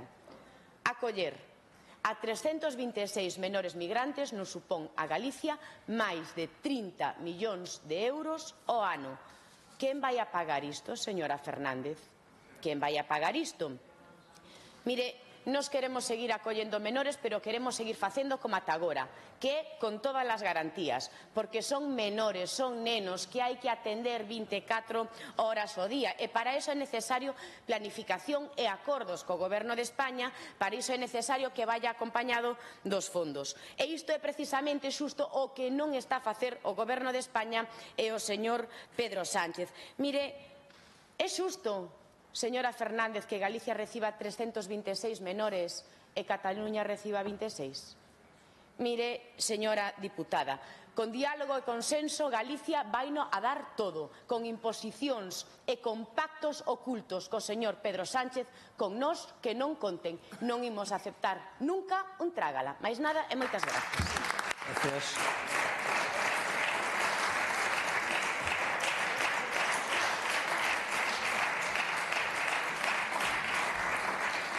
Pregunta de don Rubén Lorenzo Gómez, do Grupo Parlamentario Popular. Gracias, presidente. Señora conselleira, permítalle que como deputado portavoz de Industria do Grupo Maioritario da Cámara lle pregunte a vostede na súa condición de conselleira de Industria. Na planificación eléctrica de España 21-26, aprobada inicialmente, Galicia foi moi penalizada respecto aos plans anteriores ao asinarlle tan só 68 millóns de euros dun total de 6.964. Menos do 1% do total fronte aos 308 millóns do período 15-20, cifra que entón representaba o 6,7%. En paralelo á tramitación e aprobación desta planificación, promoveros en Galicia unha serie de proxectos industriais electrointensivos que precisan conexión á rede eléctrica para o seu consumo e para poder garantir a súa viabilidade e competitividade. Sen embargo, coa planificación actual quedan fora proxectos que precisan case 1.200 megawatts adicionais para garantir a súa posta en marcha e a súa viabilidade, e que constitúen proxectos industriais relevantes que pretenden ser o motor da economía galega na próxima década en sectores diversos como os biocarburantes, a fabricación de hidróxeno, o amoníaco, xerando a súa vez emprego na nosa comunidade. Por iso, dende Galicia demandouse en reiteradas ocasións que se incluíran nas modificacións da actual planificación eléctrica as infraestruturas precisas para garantir a demanda dos proxectos industriais. Nunha desas ocasións foi o propio presidente Rueda quen insistiu nesta demanda. A resposta do ministro foi contundente. Non va a haber un proyecto que no cuente con el respaldo de suministro eléctrico por parte del Gobierno de España y por parte de Red Eléctrica. Lamentablemente, sabemos da credibilidade que teñen os ministros do Goberno de Sánchez cando se trata de falar de compromisos con Galicia. Os feitos están aí. Tras varios retrasos, finalmente, por acordo do Consello de Ministros do 16 de abril do 24, modificáronse aspectos puntuais do plan. Se ben é certo que o documento aprobado recolle un aumento dos investimentos ata os 469 millóns, non se recolle ningunha das actuacións propostas nas alegacións remitidas pola Xunta. É dicir, mantivéronse as mesmas actuacións que xa incluía o documento inicial, volvendo a quedar sen resposta proxectos de grande interese para a nosa comunidade autónoma. De feito, o principal investimento destas modificacións puntuais é o da subestación Novo Vigo, que desaparecera na planificación 21-26 e si estaba na planificación 15-20 aprobada polo goberno de Mariano Rajoy. Así mesmo, a pesar de incluir unha nova subestación na zona das Pontes, non debemos esquecer que pretende ser unha solución a un problema creado polo propio goberno central que deixou con 0 megawatts a capacidade no nó das Pontes. Con todo, esta nova inclusión é insuficiente para a reconversión da comarca afectada polo peche da central. Nós queremoslle preguntar, na súa condición de conselleira, se o Goberno galego ten coñecemento de se o Goberno de España vai a dar unha solución enerxética aos proxectos industriais estratégicos da nosa comunidade. Moitas gracias. Muchas gracias.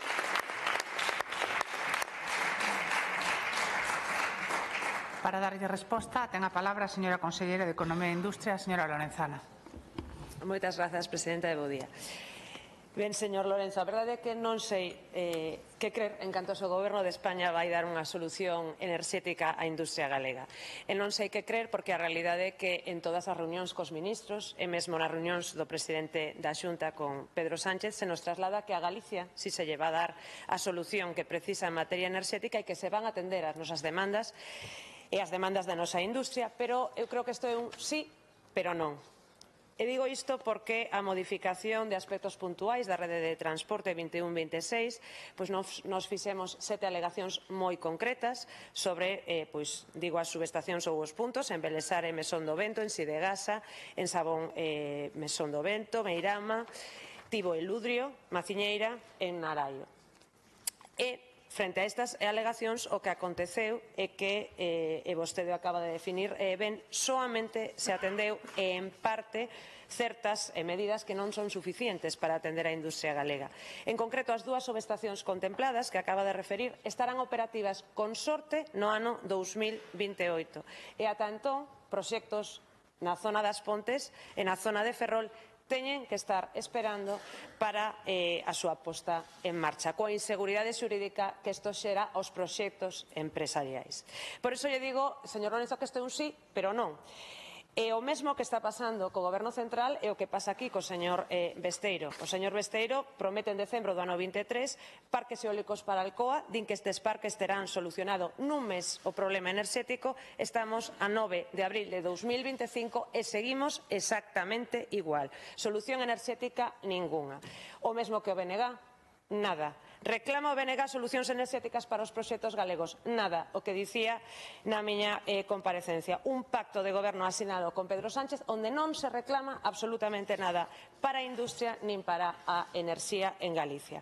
E que pasa coa rede de evacuación? Exactamente o mesmo que está vostede expoñendo. A día de hoxe hai en Galicia parques eólicos que non poden evacuar toda a enerxía que están producindo, que están parados horas porque a rede de transporte non é capaz de evacuar esa enerxía. E non contentos con isto, a ministra fai unha revisión do PNIEC con obxectivos mesmo máis ambiciosos e a alza que estaban establecidos, en concreto en setembro do 24. Co cal, como pensan dar saída a toda esta enerxía renovable se non hai rede de transporte?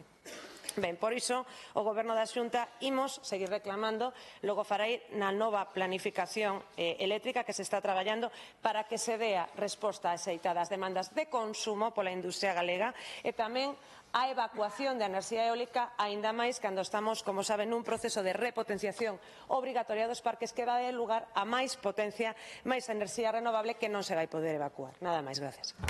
Moitas gracias.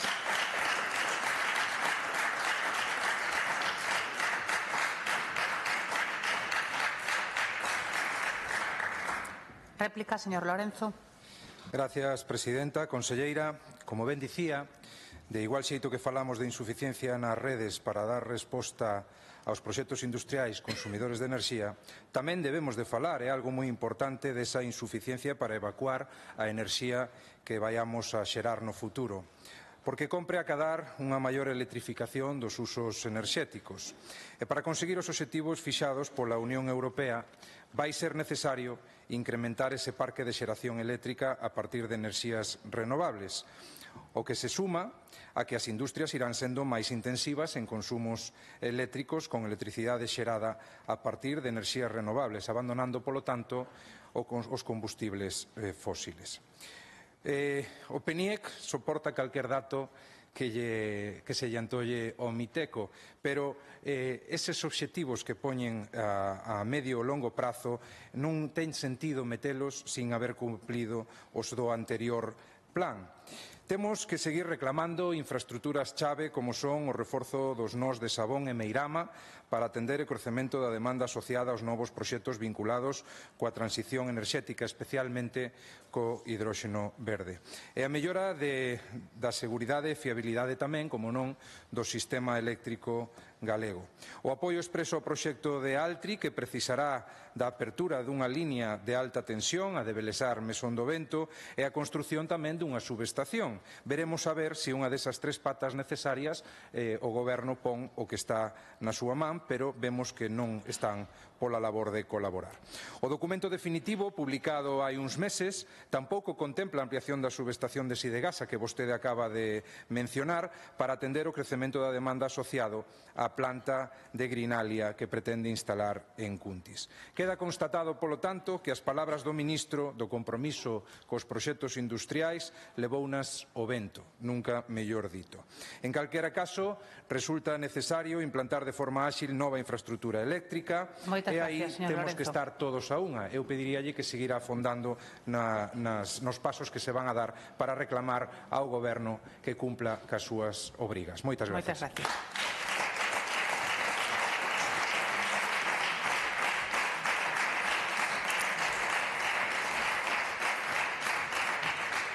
Réplica do Goberno, señora conselleira.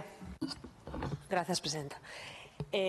Señor Lorenzo, como dicía, sinalei na comparecencia específica sobre proxectos industriais, é imposible concebir hoxe en día o desenvolvemento industrial dun territorio sin o desenvolvemento enerxético. E peza clave, ademais, por suposto, do abaratamento da enerxía é a conexión eléctrica. Un país que non ten unha rede de transporte adecuada non vai poder ofrecer unha consolidación e crecemento das industrias que están no seu territorio e tampouco vai poder atraer nova industria.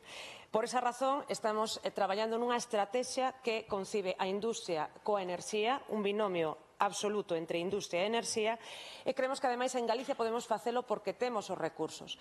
A base de toda esta estrategia é a Lei de Recursos Naturais e tamén, por suposto, as medidas transitorias que desenvolven en parte esta lei adoptadas na Lei de Acompañamento, os orzamentos do presente ano, e que, sobre todo, van nesa liña, que os beneficios do aproveitamento dos recursos naturais, do vento, da auga, dos recursos mineiros, recaian no territorio e, particularmente, permitan abaratar o prezo da enerxía para a nosa industria e que, polo tanto, sexamos capaces de ir pouco a pouco incrementando o peso industrial que ten o emprego industrial e o desenvolvemento industrial no noso PIB. E para isto non existen os milagres. Para isto hai que traballar en atraer nova industria e facer crecer a que temos dentro da comunidade. E dentro de todas as competencias para desenvolver a industria nun territorio, en Galicia temos moitas, estamos traballando nelas, pero hai unha que corresponde ao Estado, pola lei do sector eléctrico, que é precisamente o reforzamento da rede de transporte. Por esta razón, e porque así o di a lei 24/2013, temos que exixirlle ao Estado que permita na nova planificación, que xa ten un horizonte ao 2030, que en Galicia se poidan desenvolver proxectos industriais. Imos seguir traballando na liña de colaboración que levamos feito tanto co Ministerio como con Redella. Estamos continuamente facendo alegacións e trasladando os proxectos industriais que existen en Galicia e a capacidade que ten de inversión e de xeración tamén renovable a nosa comunidade, e imos continuar nesta liña.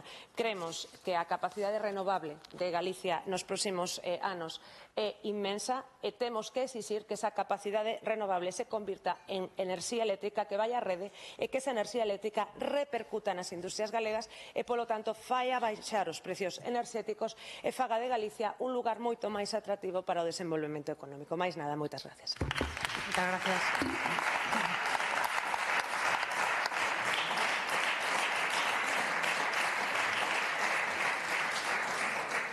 Continuamos coa pregunta ao Goberno do señor Ojea Bouzo, do Grupo Parlamentario Mixto, sobre as razóns para non asignar a Ourense unha partida orzamentaria de 24 millóns non executada en Vigo. Para formular a pregunta, por tempo de 3 minutos, ten a palabra o señor Ojea. Gracias, presidenta. Señor conselleiro, como seguramente recordará ben, durante todo o proceso de debate dos orzamentos do 2025 reclamei para Ourense suficientes inversións para que deixara de estar discriminada na nosa valoración con relación ás outras grandes cidades e ás outras provincias de Galicia. Recordará tamén que puña especial énfasis no trato que nós considerábamos privilexiado das cidades de Vigo e da Coruña con certa frecuencia, non? E tamén recordará que, en relación con Ourense, tamén lembrará seguramente que durante o proceso das emendas parciais solicitamos que, dadas as grandes necesidades en materia deportiva, en materia de infraestructura deportiva e en materia de infraestructuras sanitarias, das que puxemos incluso moitos exemplos concretos, reclamamos que unha partida de 24 millóns de euros que iba dirixida a Vigo, que xa tiña suficiente inversión por outro lado, e que iba destinada á reforma dun edificio para uso e disfrute de entidades privadas, pois que fose destinada a estas grandes necesidades que tiña Ourense, non? Para a nosa sorpresa, cando se empezou a proceder á execución desa partida en Vigo, atopámonos, como todos vostedes tamén seguirán pola prensa, con que o Concello de Vigo rexeitaba e puña moitísimas pegas para a execución desa partida de 24 millóns de euros. Iso foi unha cousa que os propios responsables do goberno do Partido Popular dixeron de xeito explícito, que a Alcaldía de Vigo puña un montón de pegas para que se pudera executar esa partida de 24 millóns de euros. En outras palabras, dito de forma gráfica, que parece ser que Vigo non quería eses 24 millóns de euros cando estaban facendo tanta falta cartos en Ourense para infraestructuras sanitarias. Temos o caso tan reciente dese hospital materno-infantil que se está caendo os cachos de xeito literal e, ademais, como as outras moitas necesidades en materia de infraestructuras deportivas que tamén xa nomeábamos na nosa emenda. Na exposición de motivos da pregunta que se rexistrou e que lle estamos formulando agora, figura un caso concreto tamén de inversión moi necesaria para Ourense, xa moi reclamada desde fai moito tempo, que é o soterramento da rúa Otero Pedrallo, que daría lugar, caso de procederse a ese soterramento, pois un espacio diáfano na superficie que se podía humanizar e, ademais, tendo en conta a proyectada construción do centro do edificio administrativo da Xunta de Galicia no entorno, tamén proporcionaría moito servicio. É un dos posibles exemplos aos que se podían destinar pois totalmente ou en parte a eses 24 millóns de euros. Ten outro turno despois. Moitas gracias, presidente. Gracias. Resposta do conselleiro de Facenda e Administración Pública, don Miguel Corgos López Prado. Sí. Gracias, señor presidente. Gracias pola súa pregunta, señor Ojea. Perdoe que lle dé as costas, pero a disposición dos escanos é o que permite. Respecto ao fondo da súa pregunta, pois quixera sinalarlle que non podo estar de acordo nos termos que se formula nin no argumento que emprega sobre o fondo do asunto. Dende o Goberno galego, como non pode ser de outro xeito, temos a obriga e a cumprimos en cada orzamento de atender cos recursos disponibles as necesidades de toda Galicia. Por tanto, a primeira idea que quero que quede ben clara é que o Goberno galego actúa non con criterios de cotas territoriais, senón con criterios de necesidades territoriais. Con este propósito, e como xa tivemos en ocasión de debater noutras ocasións, por suposto que atendemos tamén as necesidades dos ourensáns, pero tamén, como é lóxico, atendemos as necesidades do resto das cidades e das provincias. Somos un goberno que traballa para o benestar de todos os galegos, vivan onde vivan. Permítame tamén reiterarlle que en atención a Ourense, se existe unha discriminación, esta é positiva, como vimos no debate orzamentario, porque temos claro que unha Galicia con futuro é unha Galicia cun territorio máis cohesionado e con máis oportunidades para todos, como acabo de dicir. Indo xa a súa pregunta concreta, quixera explicarlle que en calquera concello, nos pequenos, pero últimamente, sobre todo nas grandes cidades, hai proxectos que se executan con máis facilidade e outros con máis dificultades, como algún que acaba de aludir.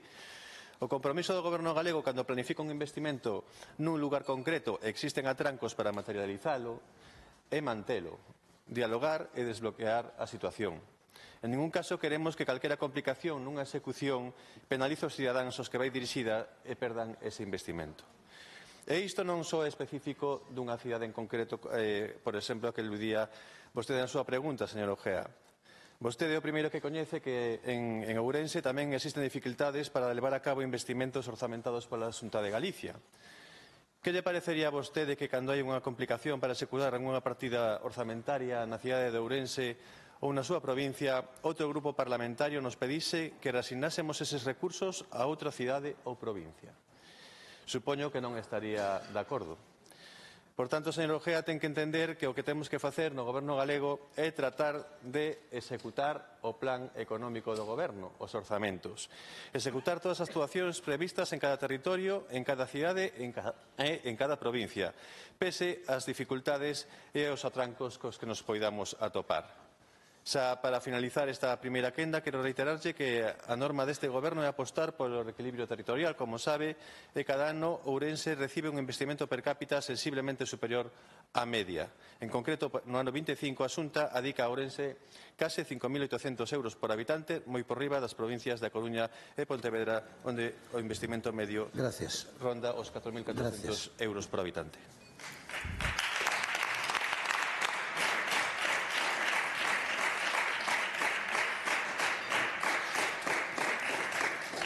Réplica, señor Ojea.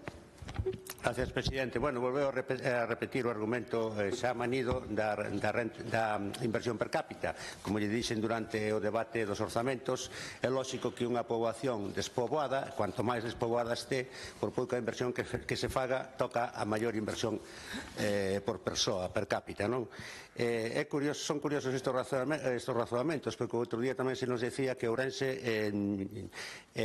estaba á cabeza de certas axudas sociais. Efectivamente, o que nos quixéramos é que o desenrolo da provincia fose o suficientemente grande como para que non precisase absolutamente ningunha axuda social. Estar á cabeza das asignacións en axudas sociais significa a necesidade por parte das persoas que a reclaman. É dicir, non é nada desexable que a nosa provincia sexa a que máis necesita en axudas sociais. Precisamente, se lles teñen que asignar maiores axudas sociais á provincia, precisamente porque ao estar discriminada non ten un desenrolo deseo, non? E volvo a recordar, esa inversión que propoñen en Vigo é unha inversión que van facer disfrute entidades privadas, non servicios públicos.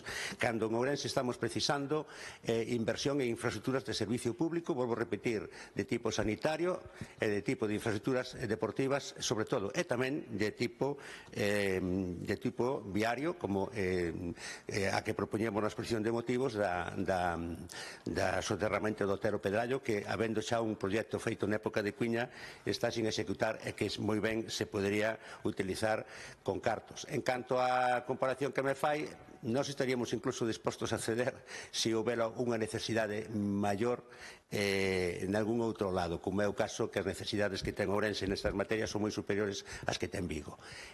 Nada máis, gracias. Gracias.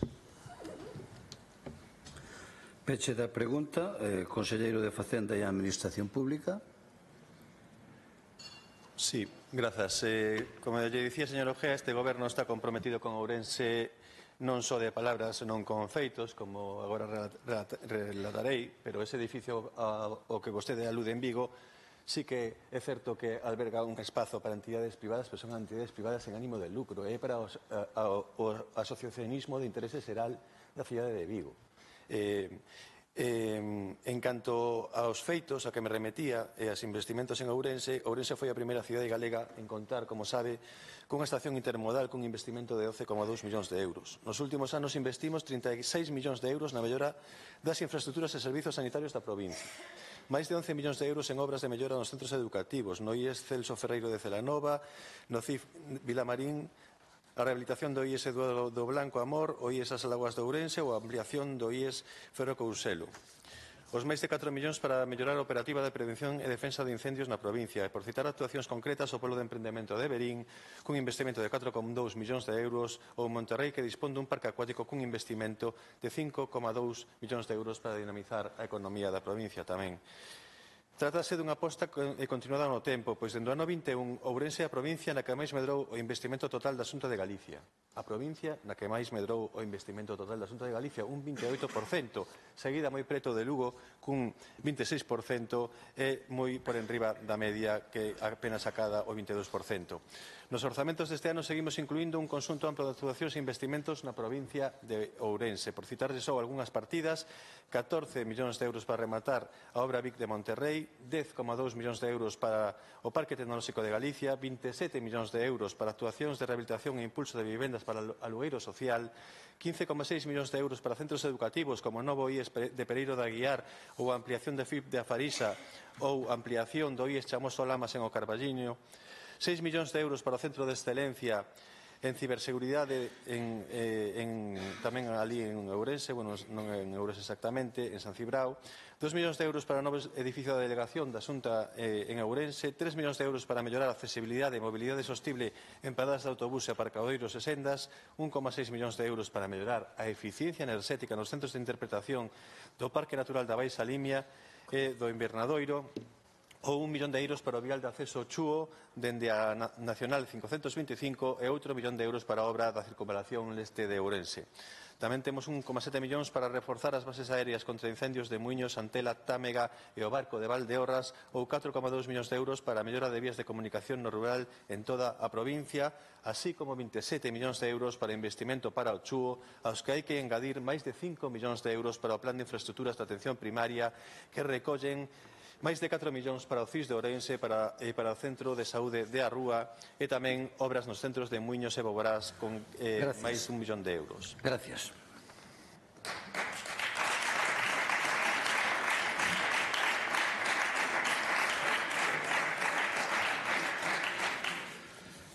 Pregunta do señor López Font, do Grupo Parlamentario Socialista. Grazas, presidente. Bo día, conselleira. Actualmente en Galicia, os galegos e as galegas temos que pagar peaxes por 4 autoestradas, 2 estatais e 2 autonómicas. Das estatais, sinalar que seguimos pagando na P9 porque Aznar, presidente do goberno do PP, no ano 2000 ampliou a concesión por 25 anos, levando a obrigación de pagar peaxes ata o ano 2048. Hai unha data que fose histórica para Galicia, o 18 de agosto de 2023. Ese día, se non gobernase Aznar, serían eliminadas as peaxes na P9. É dicir, levamos hoxe máis de ano e medio sen pagar peaxes, levaríamos sen pagar peaxes na P9. Faltannos 23 anos e medio de pagar peaxes pola decisión do PP. Aznar non só ampliou a concesión, senón que tamén privatizou a P9. Pero o goberno socialista de Pedro Sánchez inicia en 2021 un camiño co horizonte de chegar á gratuidade, pola vía das bonificacións progresivas. Este camiño está dando os seus resultados. Da bonificación do 50% chegouse na actualidade ao 75%. O aforro para os galegos e galegas ben o saben cuantificar os usuarios.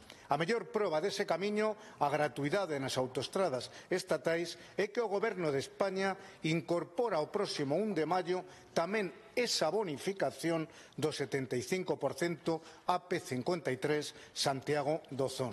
E dicía a prensa de onte quen pagaba ao mes na P53 280 euros, a partir de 1 de maio pagará 70 euros. As mismas contas, moi superiores, valen para a P9. Ese camiño a gratuidade debe reconocérselle ao Goberno do Estado e non o leva a cabo a Xunta de Galicia. Nas autoestradas autonómicas AG55 e AG57 das que titular a Xunta de Galicia. As bonificacións actualmente nestas autoestradas son moi inferiores aplicadas na P9 e o Goberno galego non se comprometeu ata o momento en manifestar o seu compromiso de chegar á gratuidade. Bonificación que sí lles parece ben nas estatais, pero non nas autonómicas. Por iso, a pregunta, conselleira, é moi concreta. Cando pensa iniciar a Xunta de Galicia as accións necesarias para conseguir a eliminación das peaxes nas autoestradas AG55 e AG57 de titularidade autonómica? A resposta debería ser sincera. Data de inicio. Gracias.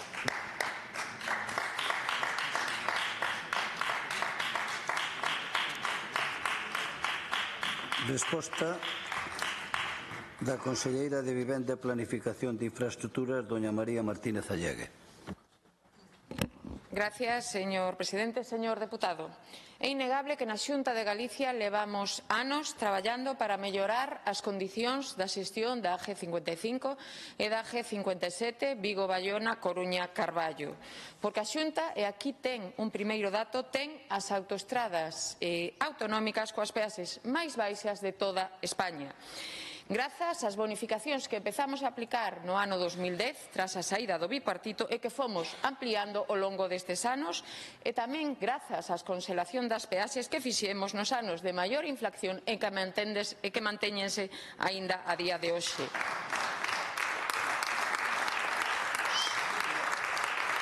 Xusto todo todo o contrario do que acontece coa AP9 ou coa AP53, que son as autoestradas de competencia estatal máis caras de toda España.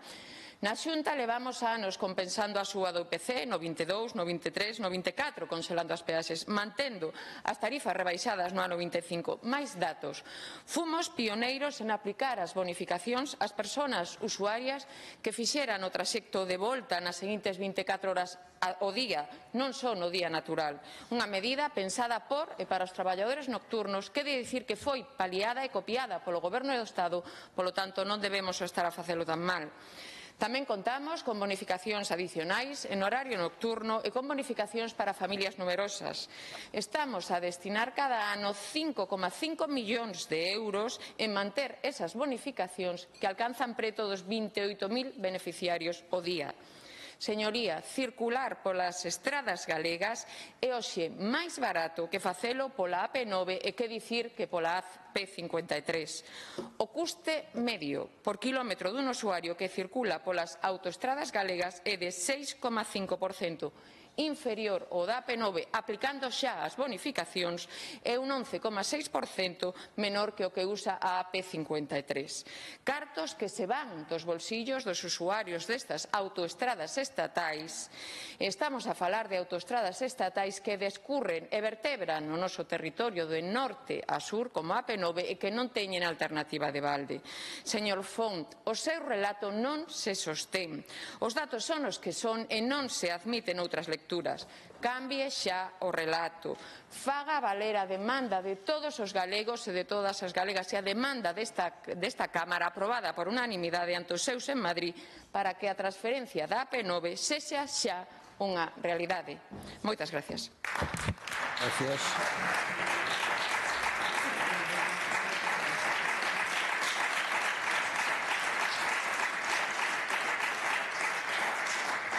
Réplica, señor López Font. Pois a resposta debería ser sinxela e non. Desta pregunta e sobre todo da súa resposta están moi pendentes alcaldes, alcaldesas, empresarios e usuarios, aqueles que pagan as peaxes nas autoestradas autonómicas. Pois nada, que sepan usuarios de A Coruña a Carballo, de Valmiñor, Vigo, Bayona, que sepan que a Xunta négalles as bonificacións do 75% que se aplica na P9. Teñen que aplicar, conselleira, xa as mesmas bonificacións dese 75% e teñen que comprometerse aquí a chegar a gratuidade nas dos autoestradas, porque se non aceptan esta gratuidade están a discriminar a unha parte dos galegos e galegas, están a discriminar a zonas territoriais moi importantes con grande actividade económica. De non comprometerse, conselleira, ao que se plantexa o discurso do PP sobre a P9, o que fixo vostede agora mesmo queda absolutamente falto de contido e hipócrita.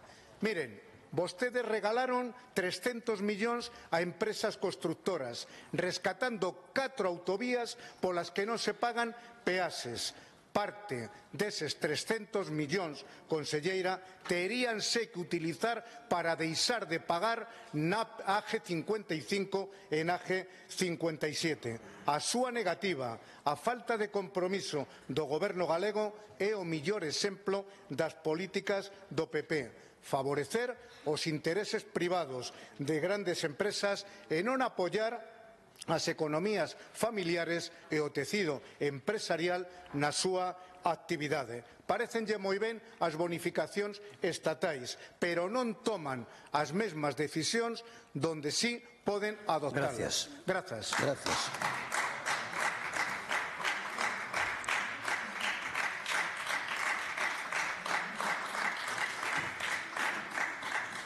Peche da pregunta, conselleira de Vivenda e Planificación de Infraestructuras.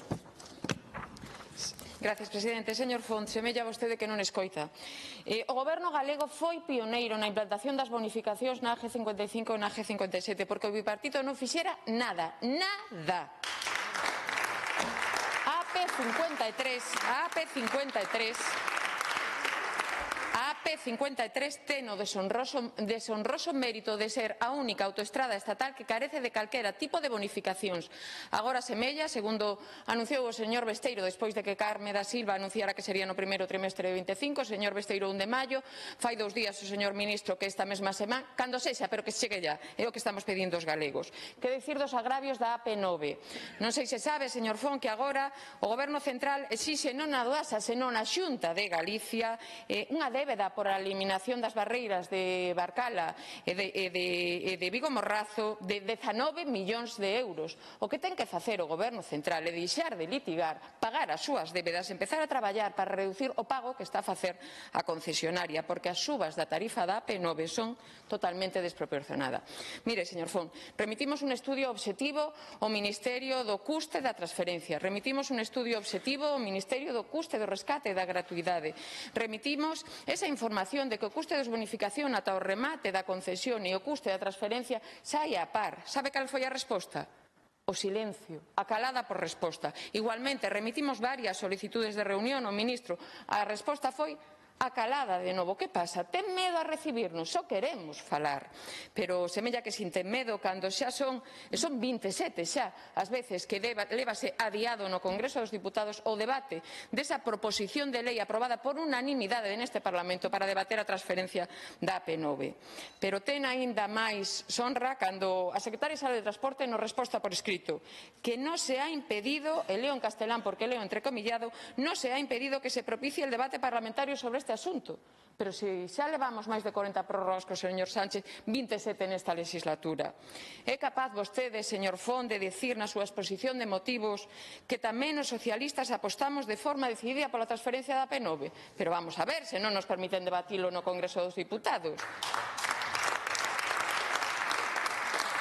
O rescate din en Madrid que o rescate da AP9 non é viable. E vostede aquí en Galicia din o contrario, algo está a fallar. Abran os ollos. Sánchez está a facer boicot das propostas dos galegos e dos galegas. Sánchez está a facer boicot das propostas aprobadas por unanimidade nesta Cámara. Nin vostede, nin eu, nin os galegos podemos seguir a transixir. É tempo xa de que exixan tamén un trato igualitario para Galicia. Moitas gracias.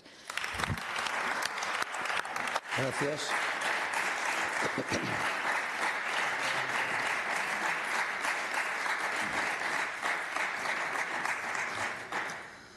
Pregunta de don Secundino Fernández Fernández, do Grupo Parlamentario do Bloque Nacionalista Galego.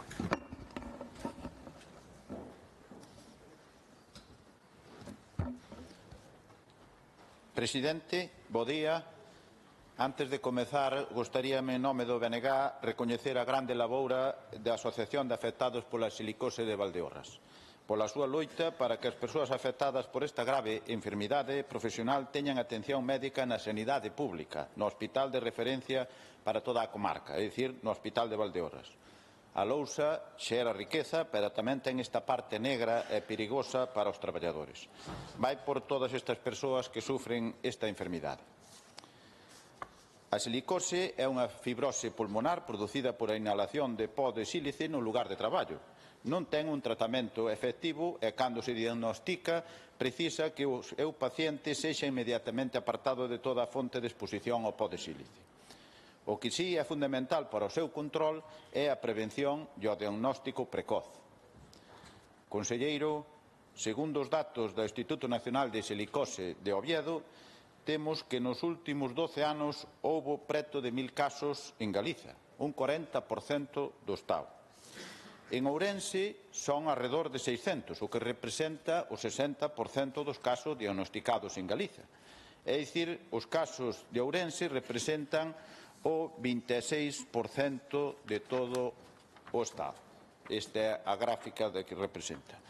E se falamos por sectores, temos que son o 65% proveñen da lousa, do sector da lousa. E onde está a produción de lousa neste país, conselleiro? Pois sabemos todos que esa produción está en Valdeorras, así que branco en botella. Ano tras ano, a comarca de Valdeorras leva esa negra honra de ser a máis afectada, xa non de Galicia, senón de todo o Estado. E, mentres tanto, a Xunta do Partido Popular que fai? Pois en Valdeorras nada, nin sequera hai un neumólogo. Señor conselleiro, coñece a comarca de Valdeorras? Sabe que estamos a 120 km de Ourense e a 230 de Vigo. Coñecerá que o tempo para desplazarse dende o barco ata o hospital de Ourense é de hora e media. E se temos que ir a Vigo, pois está nas 3 horas.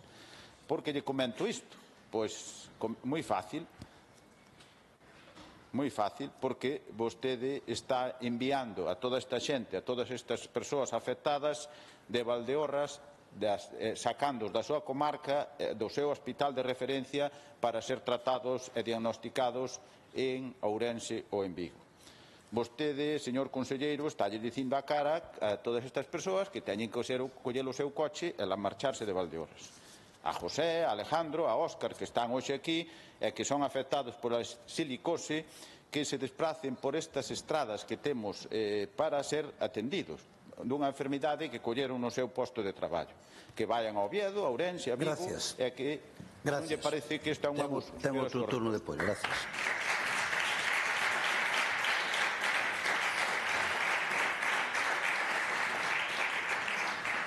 Resposta do conselleiro de Sanidade, don Antonio Gómez Camaño. Grazas, presidente. Señor deputado, o centro do que fala en Asturias é o Instituto Nacional de Silicose, que é un centro de referencia para toda España que leva desde os anos 90 asignado con estas funciones. Concretamente, a Lei de Prevención de Riscos Laborais recolle que o Instituto Nacional de Silicose manterá a súa condición de centro de referencia nacional de prevención técnico-sanitaria das enfermidades profesionais que afecten ao sistema cardiorrespiratorio. Iso significa que, unha vez feito o diagnóstico, as persoas afectadas de todo o país acoden alí porque este é o centro habilitado para emitir o certificado de paciente silicótico. Debería saber que as persoas traballadoras que padecen silicosis son diagnosticadas e reciben tratamento por parte da mutualidade da súa empresa. Mentre os pacientes siguen activos para a empresa, o papel da Xunta está centrado na xestión e coordinación das políticas en materia de seguridade e salud laboral. O labor do Goberno galego, que exerce mediante o Instituto Galego de Seguridade e Saúde Laboral de Galicia, é eliminar ou reducir a orixe dos riscos inherentes ao desenvolvemento do traballo. E tamén sabe que o traballo da Xunta nese sentido va moito máis alá da realización de algunha campaña informativa. No Servicio Galego de Saúde cumprimos con noso deber e atendemos a todos os pacientes que sofren esta doenza unha vez deixan de estar en activo, xa que, mentras tanto, trátase dunha enfermidade do ámbito laboral. A Sanidade Pública Galega conta cos medios, cos recursos e coa tecnoloxía precisos para a detección de enfermidade en calquera servicio hospitalario de neumoloxía do Servicio Galego de Saúde. Desta forma, a atención aos pacientes diagnosticados de silicose en Galicia está perfectamente organizada e garantida en todas as áreas sanitarias. A consulta monográfica de silicose do Hospital Público Álvaro Cunqueiro de Vigo é de referencia en España. Na Sanidade Pública tamén contamos con un centro autorizado para realizar trasplantes de pulmón, o Complexo Hospitalario Universitario da Coruña, un dos 3 centros con maior experiencia en España en trasplante pulmonar en este tipo de doentes. Para garantir a calidade de atención dos doentes trasplantados, os controis periódicos posteriores á intervención fanse nese hospital. Nos casos de pacientes do resto de Galicia, existe unha magnífica coordinación do servizo de neumoloxía dese complexo hospitalario con os correspondientes áreas sanitarias. Polo que, señoría, o Servicio Galego de Saúde cumpre co seu deber de diagnosticar e tratar aos pacientes de silicose. Os pacientes que acoden a Asturias teñen que facelo porque así o determinan os protocolos e a normativa estatal de prevención de riscos laborais para a súa certificación. Se non están de acordo con iso, señorías, deberían vostedes manifestalo no Congreso e reclamarlle cousas ao Goberno de Pedro Sánchez que parece que non lle gusta moito facer. Por agora, nada máis. Gracias.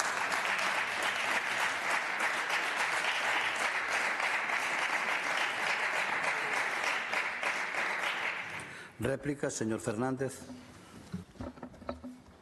Señor conselleiro, as persoas afectadas por silicose increméntanse ano tras ano en Valdeorras. Os mortos, por desgracia, tamén. Os datos son moi teimudos e teñen detrás persoas a pesares de que a Xunta do PP empeña en ocultalos. Actúan como se o Goberno galego non tivese responsabilidades no asunto. Señor Camaño, o informe de reemerxencia da silicose do Ministerio de Sanidade indica que claramente a silicose mata. Concretamente, 4.500 persoas nas últimas décadas. Unhas 145 persoas ano. falecen a consecuencia dunha enfermidade que colleron no seu posto de traballo. Se extrapolamos, teremos que tamén hai falecidos ao ano na comarca de Valdeorras. Datos concretos non temos, porque a Xunta non os dá. Non sei se vostede os ten. Conselleiro, vostede é responsable da Consellería que, según os datos da Xunta, manexa 5.500 millóns de euros. E vostede non se compromete a pôr neumólogos no Hospital de Valdeorras tal e como lle están pedindo os afectados de silicose e como lle transmitiron os da Asociación Asilival. Conselleiro, ante esta situación hai dúas cousas iguales de nefastas. A primeira é que deixa entrever que a súa resposta é que non pode nin dá conseguido neumólogos para o Hospital de Valdeorras. E se con este orzamento que manexa non é capaz de conseguir especialistas para isto no Hospital de Valdeorras, entón, sinto, pero este é un inútil político. Non sei que fai aquí. Márchese para a súa casa, porque se con ese orzamento non é capaz de conseguir para o hospital, e a segunda opción sería ainda peor, se é que pode facelo e non quere. Entonces estamos ante unha neglixencia, ante unha flagrante discriminación cara a Valdeorras, cara a esta comarca e cara aos miles de persoas que viven ali. Entón, teria tamén que marcharse porque este é un abuso, señor conselleiro. Gracias.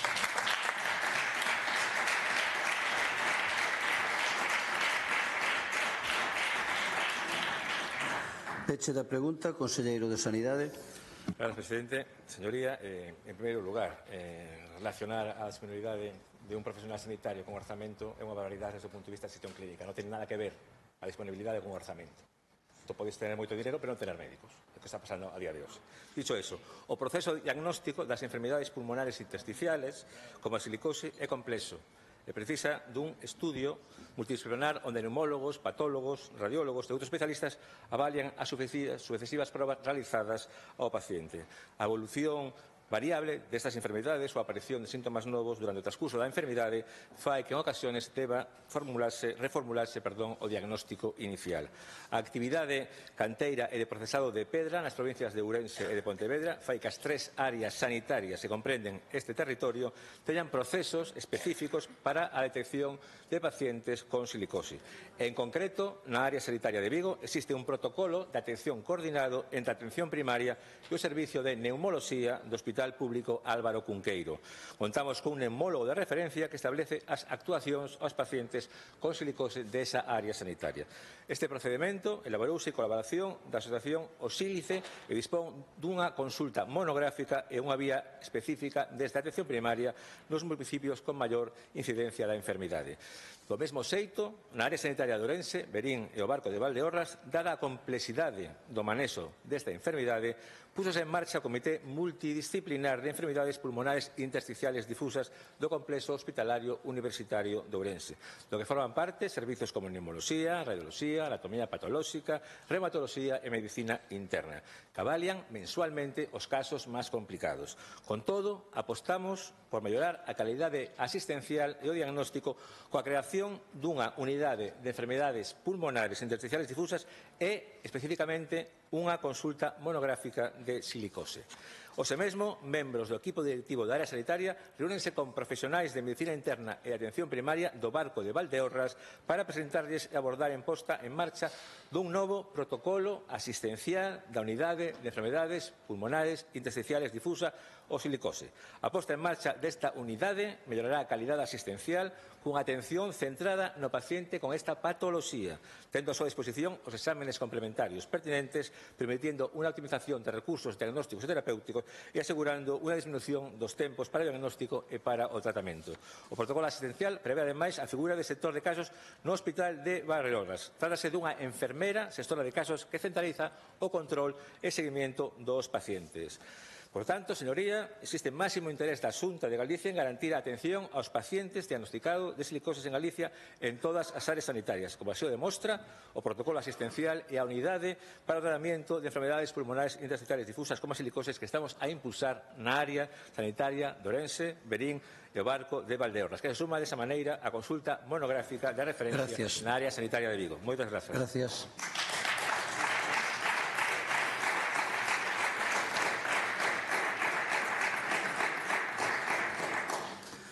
Antes de continuar co debate, imos saludar os alumnos de sexto de primaria do Centro Lois Tobío de Viveiro, que hoxe visitan o Parlamento. Benvidos ao Parlamento.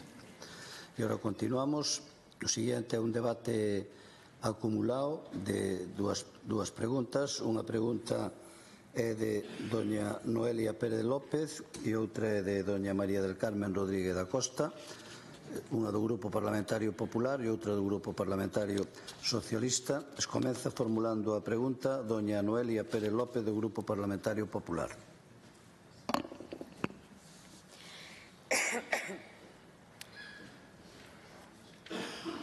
Bo día, señor conselleiro.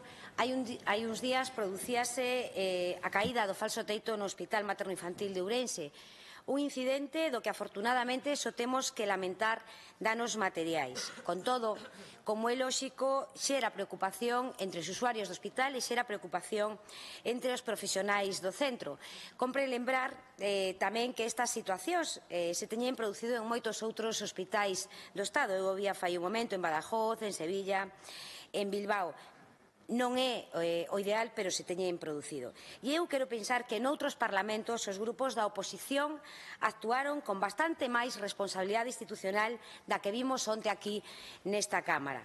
Porque a caída do falso teito, señor conselleiro, non só deixou ao descuberto cables en Ourense, tamén deixou ao descuberto a vontade de manipular de quen aproveita calquera circunstancia para sementar alarma e desinformación na poboación. O verdadeiro desplome que vivimos onte foi o nivel do debate político nesta Cámara sobre este tema. Bloque Nacionalista Galego, Partido Socialista e Democracia Ourensana competiron por ver quen se facía o máis indignado e quen decía nesta Cámara a barbaridade máis grande. O Partido Socialista veu aquí a ilustrar o incidente chegando a afirmar que ser nai en Ourense era unha profesión de risco.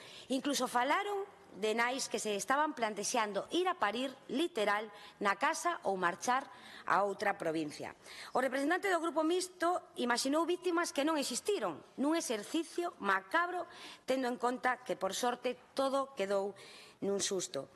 E o Bloque Nacionalista Galego volveu ao seu manual de sempre. Acusacións ao aire, afirmando que a Xunta mira para outro lado e cuestionando, unha vez máis, o traballo dos técnicos da Administración galega aos que acusa de saber que isto podía pasar e non facer nada. E hoxe sumouse a esas acusacións e a esas competición a señora Pontón, que dixo que as persoas en Ourense non tiñan atención. Pero sabe o que non lle escoitamos a ningún deles, señor conselleiro, e que nunca lle imos a escoitar, ademais, que desde que o Partido Popular chegou ao Goberno da Xunta, a mellora do sistema público de saúde foi unha prioridade real. Que hoxe a sanidade pública galega conta con máis fondos, máis profesionais e máis medios que nunca. E tampouco lle imos a escoitar falar das importantes melloras postas en marcha no complexo hospitalario universitario de Ourense cun investimento de máis de 80 millóns de euros. Claro que existen problemas, todos os días. Recoñecío con humildade o presidente Rueda esta mañá, pero os problemas non se resolven nin con berros nin con pancartas. Resolvense con xestión. E por iso, no complexo hospitalario de Ourense nestes momentos estáse realizando un importante proceso de modernización do que se pode xerar imprevistos como o acontecido. Queríamos saber que medidas vai adoptar o Goberno galego referente a esta situación.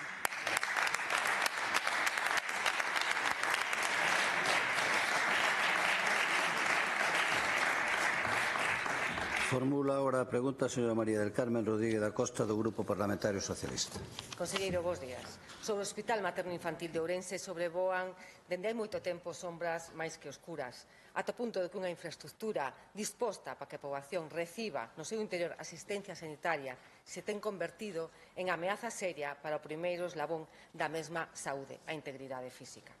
Non caemos na exageración co afirmado se recordamos agora dous acontecementos sumamente graves acaecidos no escaso período de tempo de pouco máis de 15 meses. O derrumbamento do teito na sala de partos en 2023 e o recente desplome a finais do pasado mes. Resulta fácil imaginar a situación anímica na que os profesionais teñen que afrontar diariamente o seu labor. E tampouco son precisos grandes esforzos para entender o desasosego que se fai sentir entre as mulleres que son atendidas en tales espazos. Non parece dende ningún xeito admisible a situación a que quedan expostas e isto ponnos no camiño de pedir responsabilidades e explicacións a quen ten o cometido de xestionar as infraestructuras sanitarias, a vostede.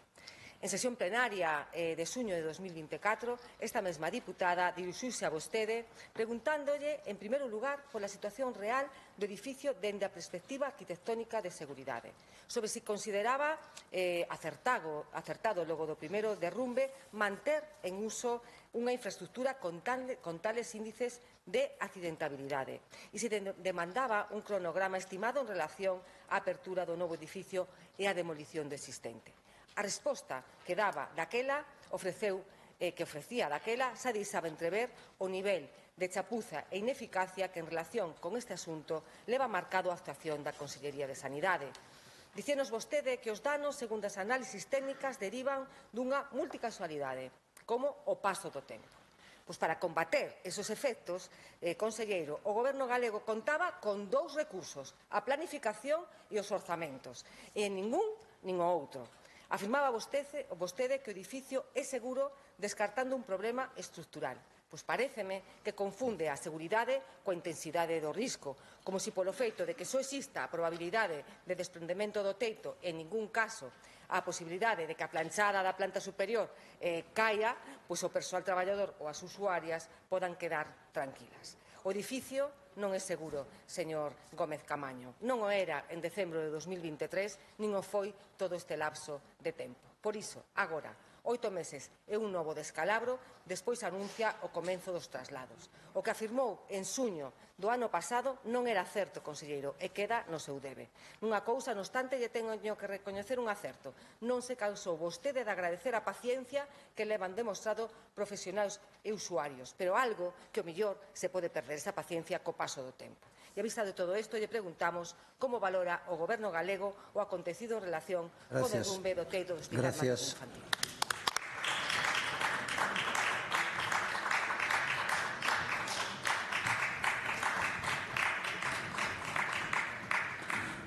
Resposta do conselleiro de Sanidade. Grazas, señora diputada. Quero agradecer a oportunidade que me ofrecen para trasladar a esta Cámara e á ciudadanía as últimas decisións que adoptamos en relación ao materno infantil de Ourense co fin de garantir a mellor asistencia e achegar tranquilidade aos pacientes, usuarios e persoal que traballa no hospital. Compre explicar as razóns que os detalles de plan que deseñamos para adiantar o traslado dos servicios do materno infantil.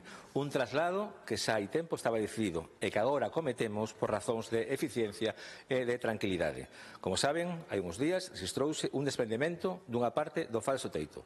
Non afectou a zonas de hospitalización e non supuso máis que danos materiales. Con todo, é un incidente que lamentamos polos inconvenientes e molestias tanto para os pacientes como para os profesionais sanitarios.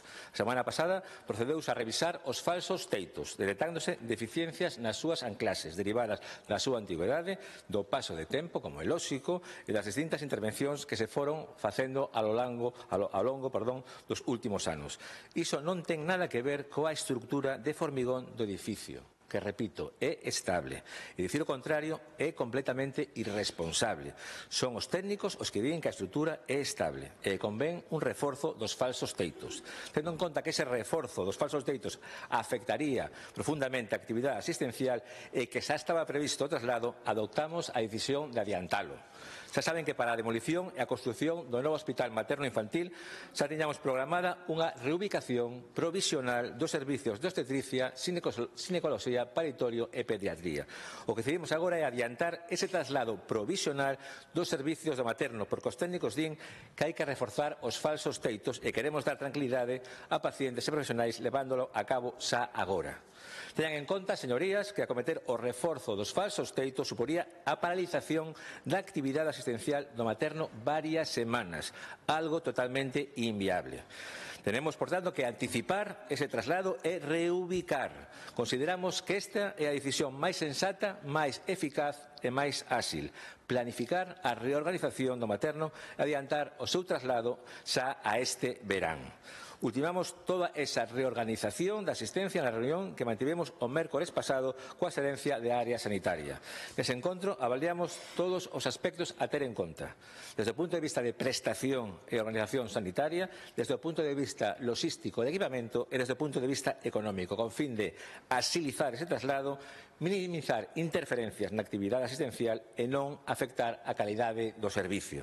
A reubicación dos servicios do materno infantil pasa por unha reorganización no conxunto do complexo hospitalario que obriga a movementos previos que a actuaciones de menor entidade. Iniciamos, por certo, esos traballos estes días porque queremos actuar con a máxima axilidade. Eses traballos supoñen unha pequena intervención na planta cero de consultas do materno, xa iniciada, o traslado da unidade de cuidados paliativos ao edificio do Piñor e a reubicación da área de dirección en módulos prefabricados. Ademais, 4 intervenciones. Primeira, as áreas esquerdas do Cristal acollerán a hospitalización infantil e obstétrica. Segunda, parte dos quirófanos de cirurxía maior ambulatoria da primeira planta do edificio cirúrxico acollerán os paritorios. E terceira, unos dos novos módulos da UCI convertéranse na UCI pediátrica e neonatal e carta, ademais, para garantir a actividade de cirurxía ambulatoria, vanse instalar 2 unidades móviles do Servicio Galego de Saúde equipadas como quirófanos. Serán, por suposto, quirófanos equipados con todo o instrumental necesario. Señorías, a programación da que lle estou ofrecendo todos os detalles foi abordada e dialogada cos responsables do centro e cos profesionais sanitarios. Este luns tamén a Xerencia da Área se reuniu cos asociacións de pacientes do Consello Asesor para trasladarlle a programación prevista para o traslado da hospitalización do Hospital Materno Infantil.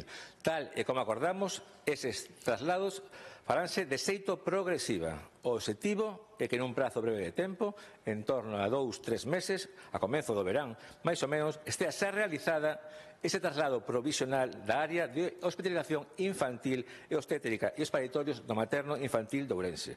Por lo tanto, señoría, non pode negar vostede o traballo de planificación, a capacidade para resolver os problemas e a anticipación do Servicio Galego de Saúde.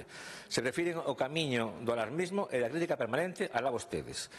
Mentras se fan de comparsa a BNG nas rúas, nos falamos con feitos, planificando as actuacións para adiantar o traslado dos servicios do materno, para chegar desta maneira tranquilidade a todo o personal e aos pacientes. Moitas grazas. Gracias.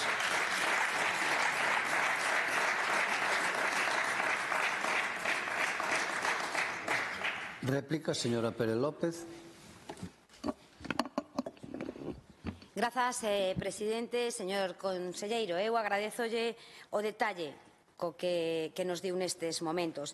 En todo caso, o que está claro é que a realidade e a verdade son incómodas para o populismo, pois que se sigan incomodando. Vemos aquí un casco no escano da deputada socialista. Non sabemos moi ben se para facer un TikTok, se para que non lle penetren as solucións que vostede lle acaba de dar aos cidadáns a través da súa resposta. Eu lle recomendaría que o gardase porque se aveciñan tempos convulsos no Partido Socialista en Ourense.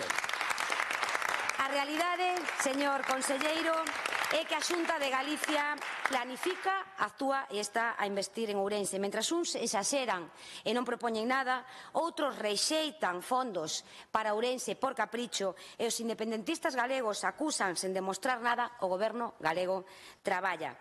Traballa para que Ourense teña unha sanidade digna e moderna e para poder prestar a mellor das asistencias ás ourensáns e ás ourensás.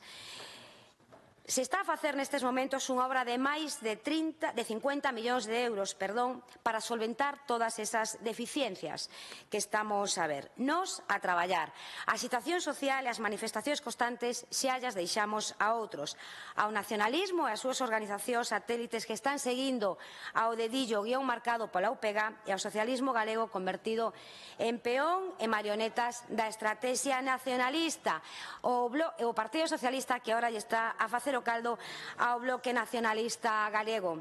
Levan anos detrás da pancarta mentindo sobre recortes na sanidade cando temos o maior orzamento da historia e estamos en máximos de persoal, 7.500 persoas máis traballando que cando gobernaban socialistas e nacionalistas. Pero nada falan do verdadeiro problema que temos na sanidade, porque quen ten que actuar é o goberno central. Nada falan da falta de médicos, nin pancarta, nin debate, quedan calados. Gustaríanos que afondase un pouco máis nas medidas das que falaba neste momento.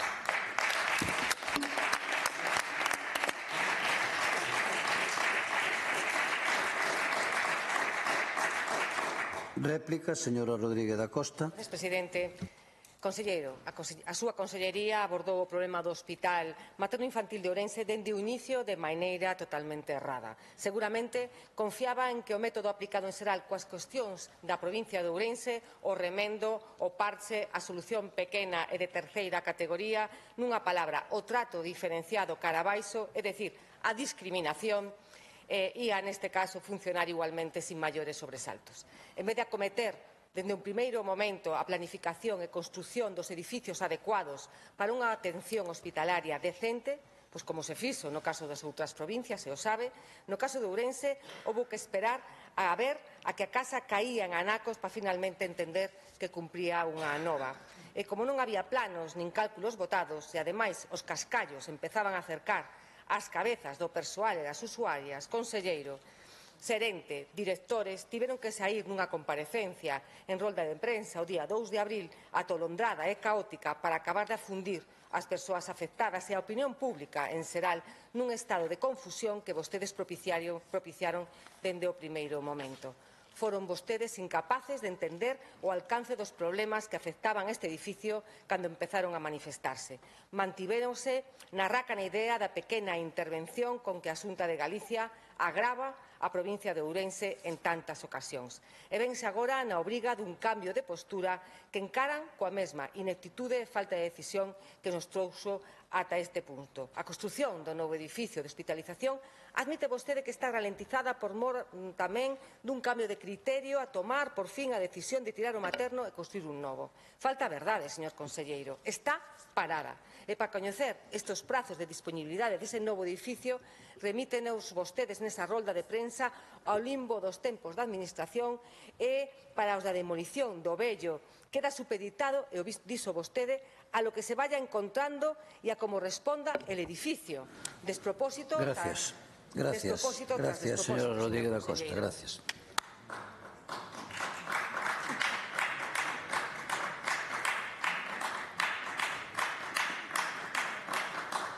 Peche das preguntas, conselleiro de Sanidade. Gracias, presidente. Señoría, nós temos claro que o noso deber é protexer e optimizar a sanidade pública en todos os ámbitos. Pero non se confunda. Respetamos a opinión dos pacientes e dos traballadores, escoitamos e tomamos nota daquilo que é preciso mellorar. Pero vostedes, señoría, están nas antípodas. Non fan crítica constructiva. Nunca chegan solucións. Sempre están elodando o debate, desprestixiando a sanidade pública que temos. Coido que deberían reflexionar sobre a súa actitude e sobre a súa estrategia política se queren deixar de ser algunha vez a segunda forza política da oposición, sinceramente. Mentras vostedes fan seguidismo dos do non, na Xunta dicimos se a mellora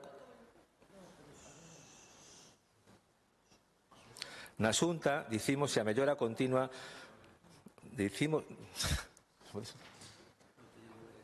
Eu entendo que quen está no uso da palabra molesta uns comentarios. Eso pasa aí a todo o mundo, Non, a todo o mundo. Pero é que vostedes están detrás. Se non, home, sempre temos unha solución, Eu, se lle moi molesto, pode intervenir da tribuna. Usted mesmo, conselleiro. Se ve que lle molesta, ven á tribuna. Non, que máis dá? Vale, gracias. Claro. Mentras vostedes fan seguidismo do non, na Xunta dicimos sí a mellora continua da sanidade. Por iso estamos a realizar unha maior renovación das infraestructuras da sanidade pública que se está a impulsar en España. Un investimento de 800 millóns de euros é un traballo moi complexo que afrontamos con diligencia. A vostedes nada lles gusta. Non lles gusta o traslado do materno, tampouco a reubicación dos servicios. Terxiversa a realidade dos problemas. Elude concretar alternativas. Censura a construción de todo o novo, críticas ás obras de execución no complexo hospitalario. Que se supón que habería que facer no materno? Pechalo sin garantir a atención e asistencia aos pacientes durante meses?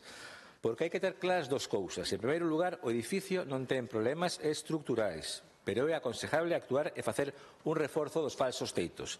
En segundo lugar, acometer ese reforzo dos falsos teitos na situación actual implicaría parar a actividade asistencial durante varias semanas. Ante esta situación, que fixemos? Desde logo, non quedamos parados, señoría. Reaccionamos de modo inmediato, buscando solucións, presentando unha planificación completa para a reubicación dos servicios do materno co fin de ofrecer tranquilidade a pacientes e profesionais e garantir a asistencia sanitaria en todo momento. Xa sabemos que a celeridade non é o seu. Están bastante acostumados á inacción. Só hai que mirar ao Goberno central. Nós somos un pouquiño máis rápidos e tamén algo máis previsores. Insisto en que o que estamos a facer é anticiparnos e adiantar unha decisión de traslado que xa estaba tomada desde hai tempo. A planificación con a que traballamos é que a comezos do verán estean culminados todos os traslados dos distintos servicios do materno, logo de acometer a educación nos espacios que os van a acoller. No edificio do materno só quedarán as consultas, polo que se farán as actuacións dos falsos teitos da planta baixa. De feito, este luns xa se comenzou a traballar nos falsos teitos da planta cero. Uns labores que tamén realizaremos por fases para interferir o menos posible na actividade asistencial. Quero recoñecer públicamente o traballo da xerencia da área sanitaria de Ourense e de todo o seu equipo para presentar en tempo récord unha planificación de reubicación que permite garantir a mellor asistencia aos pacientes. Tamén que o teña feito en constante diálogo cos profesionais. Sin dúbida, todo o traslado dun servicio sanitario hospitalario requiere de planificación, de coordinación e da implicación de todos os profesionais, a quen quero agradecerlles especialmente a súa disposición para colaborar. Por outra banda, seguimos traballando na renovación do complexo hospitalario de Ourense. Destinamos máis de 52 millóns de euros a unhas obras que superan a construcción dun novo edificio de hospitalización e un novo hospital materno-infantil. As obras do novo edificio de hospitalización teñen un prazo de execución de 12 meses. Están a coller ritmo tras os asustes que foi preciso realizar no proxecto ao decidirse construir un novo hospital materno-infantil. A previsión é que o novo edificio de hospitalización estea en funcionamento en torno a mediados do vindeiro ano. O obxectivo é encadear ese final de obra do edificio de hospitalización coa demolición do materno para a construción dun novo edificio.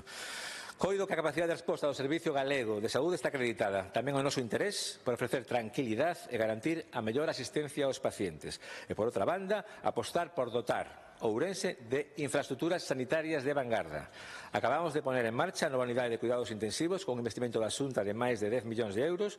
Investimos 2,8 millóns nunha nova unidade de medicina nuclear que permitiu instalar o primeiro equipo PET na área sanitaria de Ourense, un servicio que evita o desplazamento de múltiples pacientes de Ourense a Vigo para a realización de pruebas complementarias. Estamos a renovar e ampliar o complexo hospitalario de Ourense con un investimento superior aos 52 millóns de euros que implica a construción de un novo edificio de hospitalización e de un novo hospital materno-infantil tras súa demolición. E estamos a avanzar para construir un novo centro integral de saúde no que investiremos alrededor de 14 millóns de euros e que fará necesaria unha profunda reorganización da asistencia dialogada e consensuada. Señoría, podo garantirlle que a Consellería de Sanidade e a Dirección da Área Sanitaria estamos a tomaros moi en serio o obxectivo de mellorar cada día a sanidade pública de Ourense. E por iso tomamos as mellores decisións para as infraestructuras e para tamén unha mellor asistencia sanitaria. Un traballo que xa está dando os seus froitos, xa que permitou rebaixar en nada máis e nada menos que 44 días o tempo de espera para as consultas especializadas durante o último ano. Moitas gracias por a vosa atención. Gracias.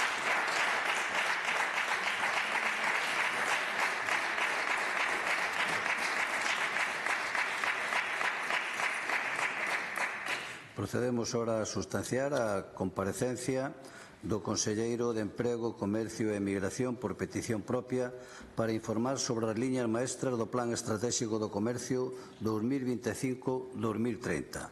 Para formular esta comparecencia, o inicio, ten a palabra o Conselleiro de Emprego e Comercio e Emigración, don José González Vázquez.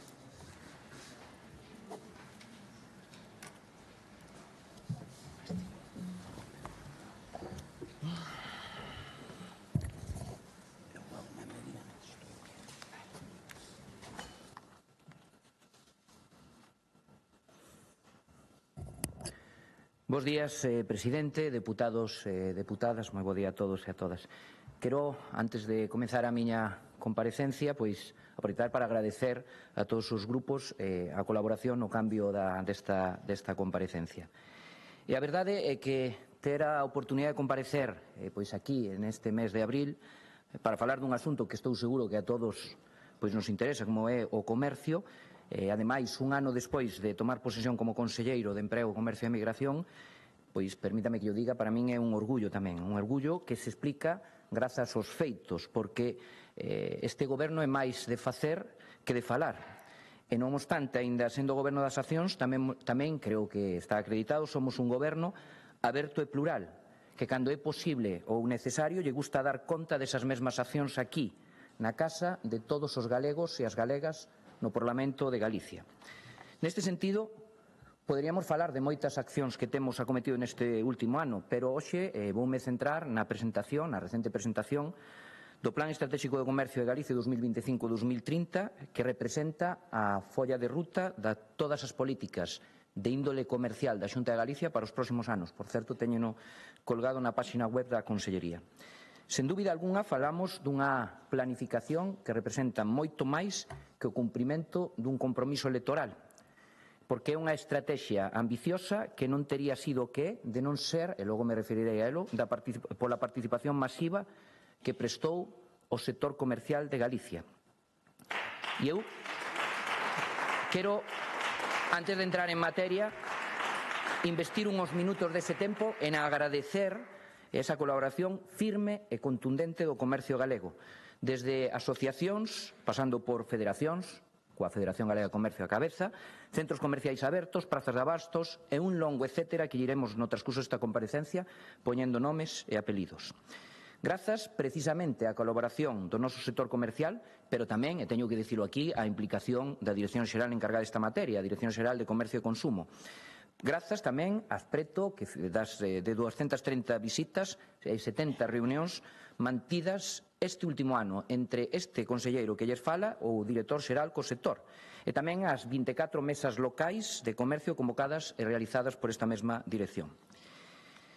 Miren, e por poñernos en contexto, conscientes de que o comercio local aquí en Galicia, no resto de España, en Europa, é a alma das cidades máis grandes, pero tamén das vilas máis recónditas ou pequenas, un motor que impulsa a economía e preserva a identidade galega, que é ademais gardián das tradicións por medio da venda do noso produto máis autóctono, que mantén vivas as costumes e reflicte a esencia de cada un dos recunchos da xeografía galega.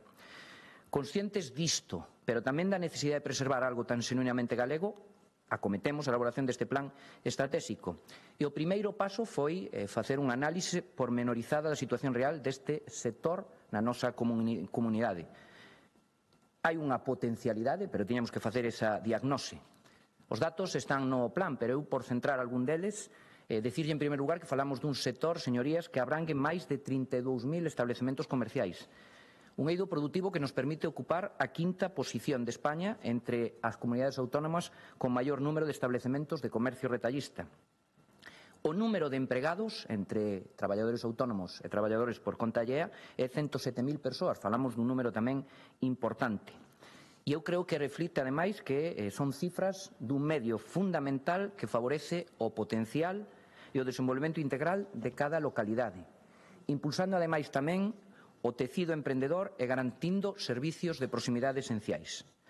Porque se algo está fora de toda dúbida é que a importancia do comercio non radica só na súa pegada económica, que tamén, senón tamén no seu carácter vertebrador. Porén, temos que facernos eco do contexto actual, no que o local moitas veces queda soterrado polo global. Non debemos esquecer que o comercio é un sector suxeito a unha forte transformación. É certo que resistiu os efectos da pandemia pola COVID-19, pero agora volve a estar sometido a unha importante proba de resistencia debido, entre outros motivos, ademais da competencia, poderemos falar sobre eso, das vendas por internet, tamén unha retracción no consumo das familias galegas pola incerteza no IPC, a subida dos tipos de xuro ou o complexo contexto internacional que estamos vendo estes días.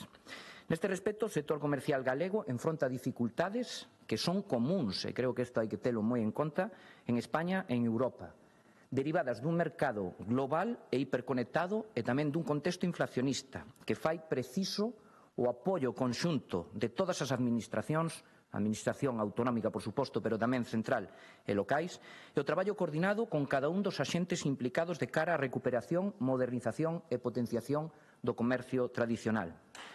Señorías, isto non se vai conseguir solucionar comercio a comercio. Isto se soluciona pola vía da asociación e pola vía da cooperación entre administracións e tamén aquí, por suposto, escoitando as súas propostas.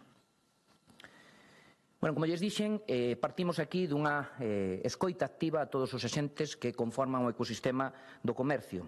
Escoita que comenzou tamén no ano 2022, pero que se reforzou a partir, se me permiten, de setembro do ano 2024.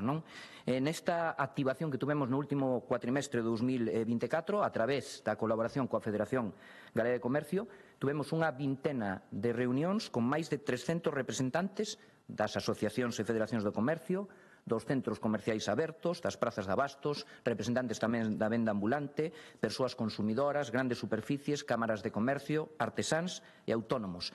E tamén, por suposto, con representantes da administración local.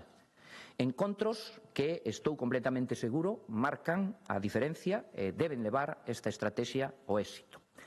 Nestes encontros debatéronse e identificaronse os retos aos que se enfronta o sector, así como tamén as medidas máis axeitadas para poder contribuir ao seu efectivo desenvolvemento. O resumo das conclusións desas reunións está tamén recollido na parte de diagnose do propio plan estratégico. Este compromiso da Xunta de Galicia, por suposto, non é novo. Levamos anos traballando respecto del, e eu, por citar e facer antecedentes, citaría o Plan Ágora, no período 2009-2013, o Plan de Impulso ao Comercio Galego 2015-2020 ou o Programa Comercio 360 2019-2021. Todos estes non son máis que antecedentes claros tamén deste Plan Estratégico do Comercio 2025-2030. Unha estrategia na que, por suposto, hai novidades, logo ya as contarei, pero tamén medidas que están sendo exitosas. Eu citar, por poñer algunha delas en riba da mesa, tanto as axudas pois que estes días estamos completando de modernización de centros comerciais abertos ou de prazas de abastos para a súa conversión en mercados excelentes, o bono comercio, que saben que ten un orzamento de 5 millóns de euros e que próximamente vamos a convocar. O plan, por entrar xa en materia, unha vez que ten a fase de diagnose que nos dá pois o contexto da situación, ten 3 eixos de actuación prioritarios. Eses 3 eixos de actuación prioritarios se derivan en 16 medidas e se concretan en 74 accións que teñen un orzamento conxunto, non só da Dirección Xeral de Comercio, senón do conxunto da Xunta de Galicia, de 320 millóns de euros para o período 2025-2030. Eu teño que dicir que creo que é un orzamento potente co obxectivo de colocar o noso comercio local como a primeira e a mellor opción. Miren, ademais, se me permiten, creo, e decía outro día na miña intervención, cando presentamos o plan tamén a todo o ecosistema do comercio, creo que é moi importante tamén dar esa sensación de motivación, de visibilización que creo que estamos acadando, entre outras cuestións, con esta comparecencia hoxe aquí, precisamente. Eu creo que os nosos comerciantes así non lo reflicten, que non lo agradecen, e creo que entre todos temos que tratar de darlle tamén esa visibilización.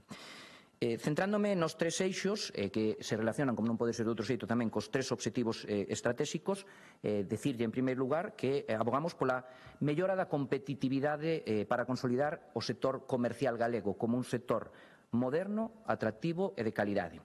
Este primeiro eixo está dotado con 227,4 millóns de euros.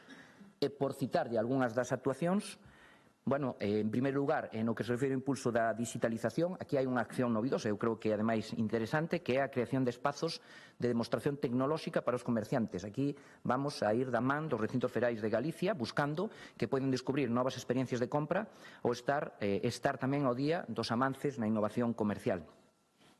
Pero tamén hai que apostar, como non pode ser de outro xeito, pola modernización dos espazos comerciais como ferramentas atractivas de venda en si mesmas. Eu creo, ademais, que este é un dos elementos diferenciadores do comercio local.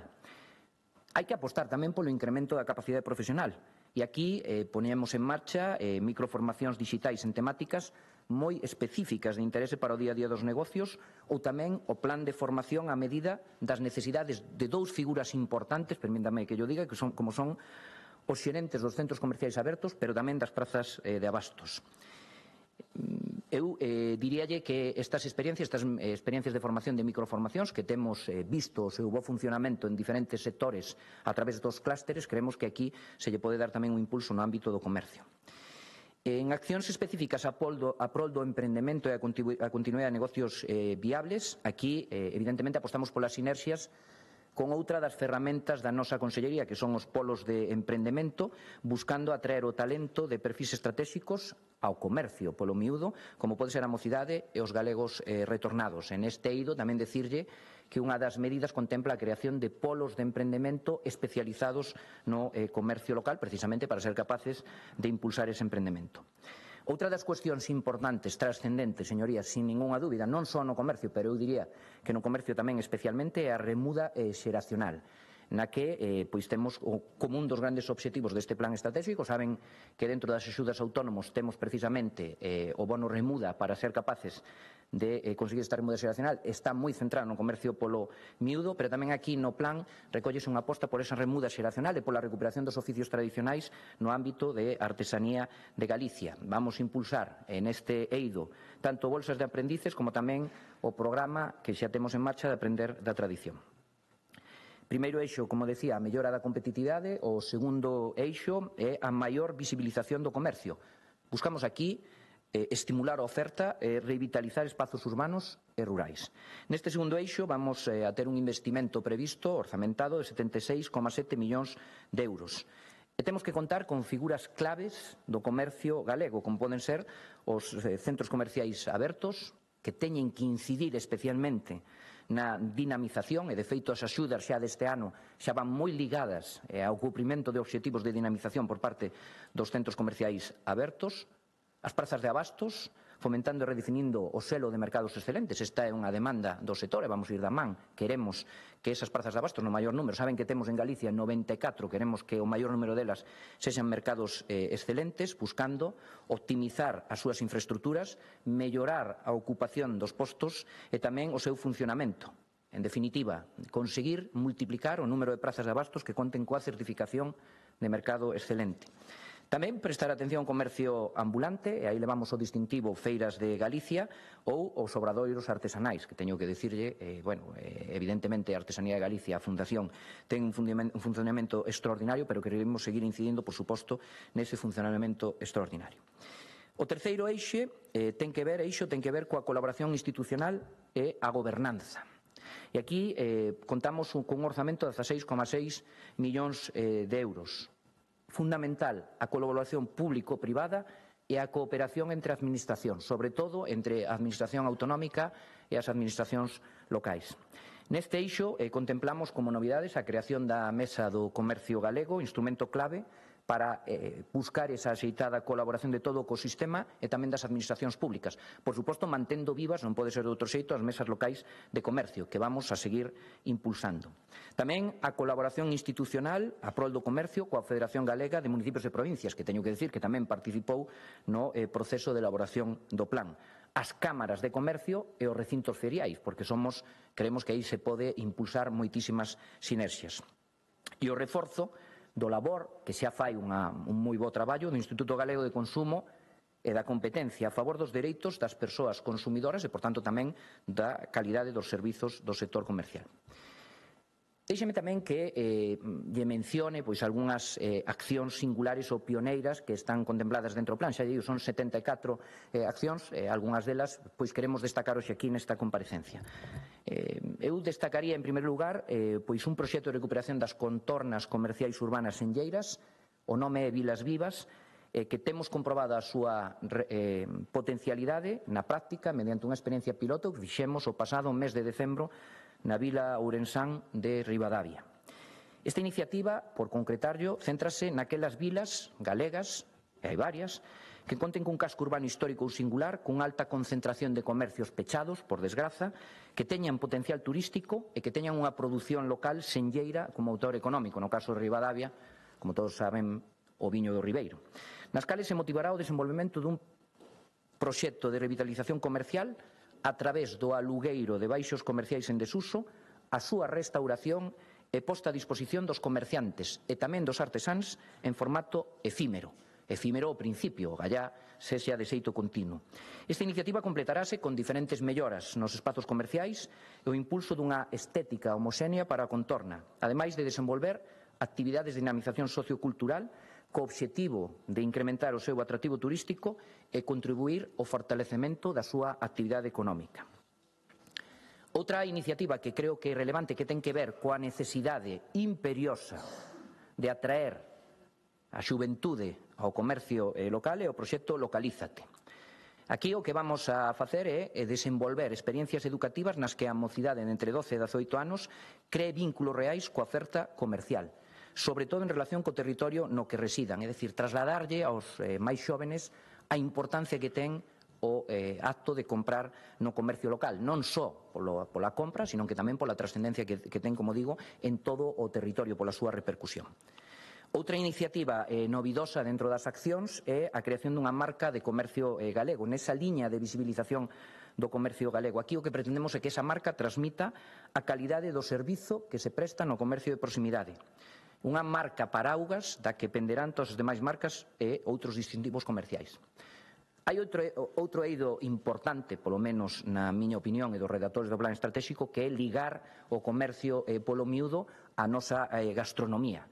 E aí a proposta que facemos é Prato de Mercado, que pon en valor a importancia do produto fresco dos mercados de abastos cos menús dos mellores restaurantes galegos. É dicir, aproveitar as sinerxias entre produto e gastronomía de Galicia. Saben que temos tamén artesanía no prato e queremos combinar precisamente esa utilización de artesanía tamén con produto local nos mellores restaurantes de Galicia que se sumen a esta proposta.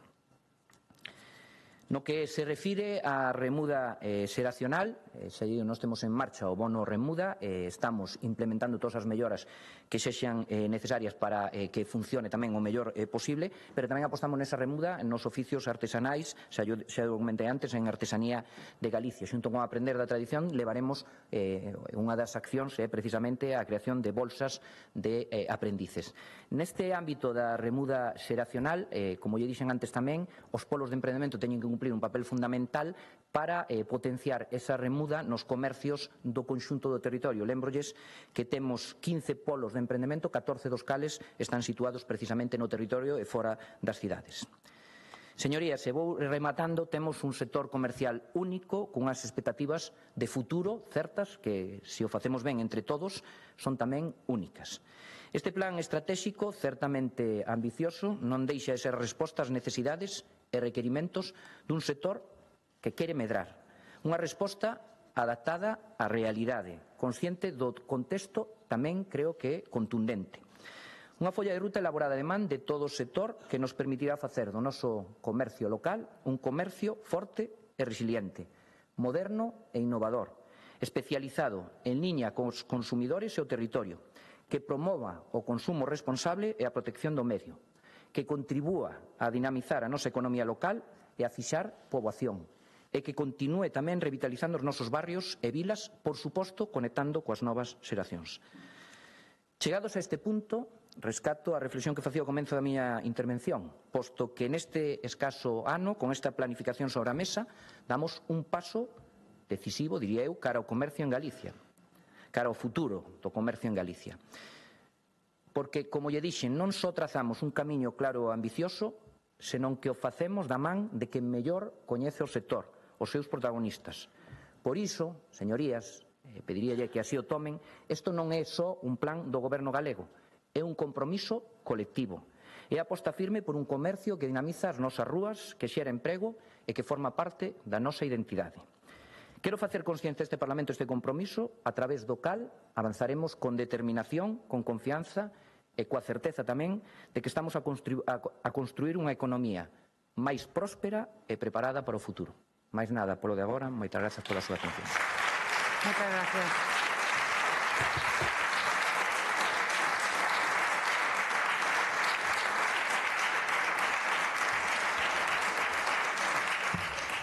Era a quenda do Grupo Mixto, pero non se encontra no salón de plenos, co cual avanzamos co Grupo Parlamentario dos Socialistas de Galicia e ten a palabra a señora da Costa.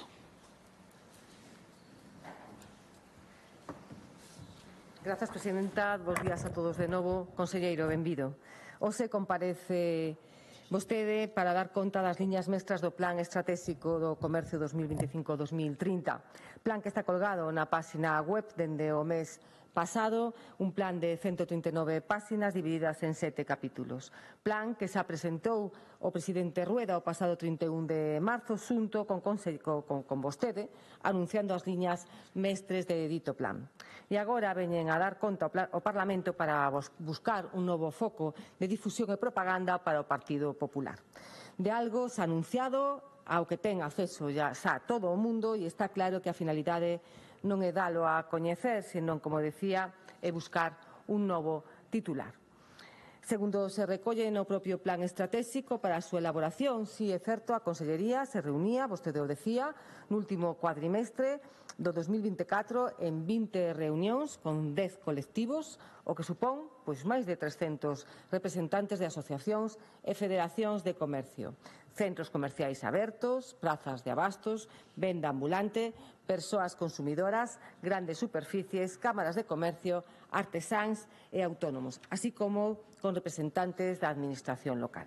Pero no caso dos representantes da Administración local, conselleiro, non especifica quen son eses representantes, pero moito me temo que non hai ningún concello gobernado por un alcalde ou unha alcaldesa socialista. Sabemos da importancia do comercio local como asente dinamizador das rúas, barrios, vilas e cidades, e tamén sabemos dos retos e dificultades que ten o pequeno comercio. Os pequenos negocios, combinados con outros servicios, serán un desenvolvemento económico e social de grande impacto no territorio. Nos últimos anos son moitas as ameazas que están a sufrir dende a chegada de Internet, que está a cambiar o modo de como nos comportamos e como compramos ata a perda e envellecemento da poboación, sobre todo nas pequenas localidades.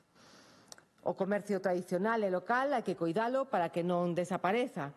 Para a súa supervivencia, os pequenos comercios deben desadaptaren aos novos tempos, conservando algunhas das súas características máis esenciais, como son a proximidade e o trato personalizado, así tamén como a confianza que xera. E as vantaxes do comercio local son moitas e dispares. Converten os lugares en zonas de referencia para os barrios, para as vilas e para as cidades. Prestan o seu servicio cun trato personalizado e de calidade. Non ten presa e a súa prioridade é aconsellar ao seu cliente que posiblemente sexa un familiar, un amigo, un veciño, un cliente que se converterá unha vez que merque no seu negocio un cliente fiel.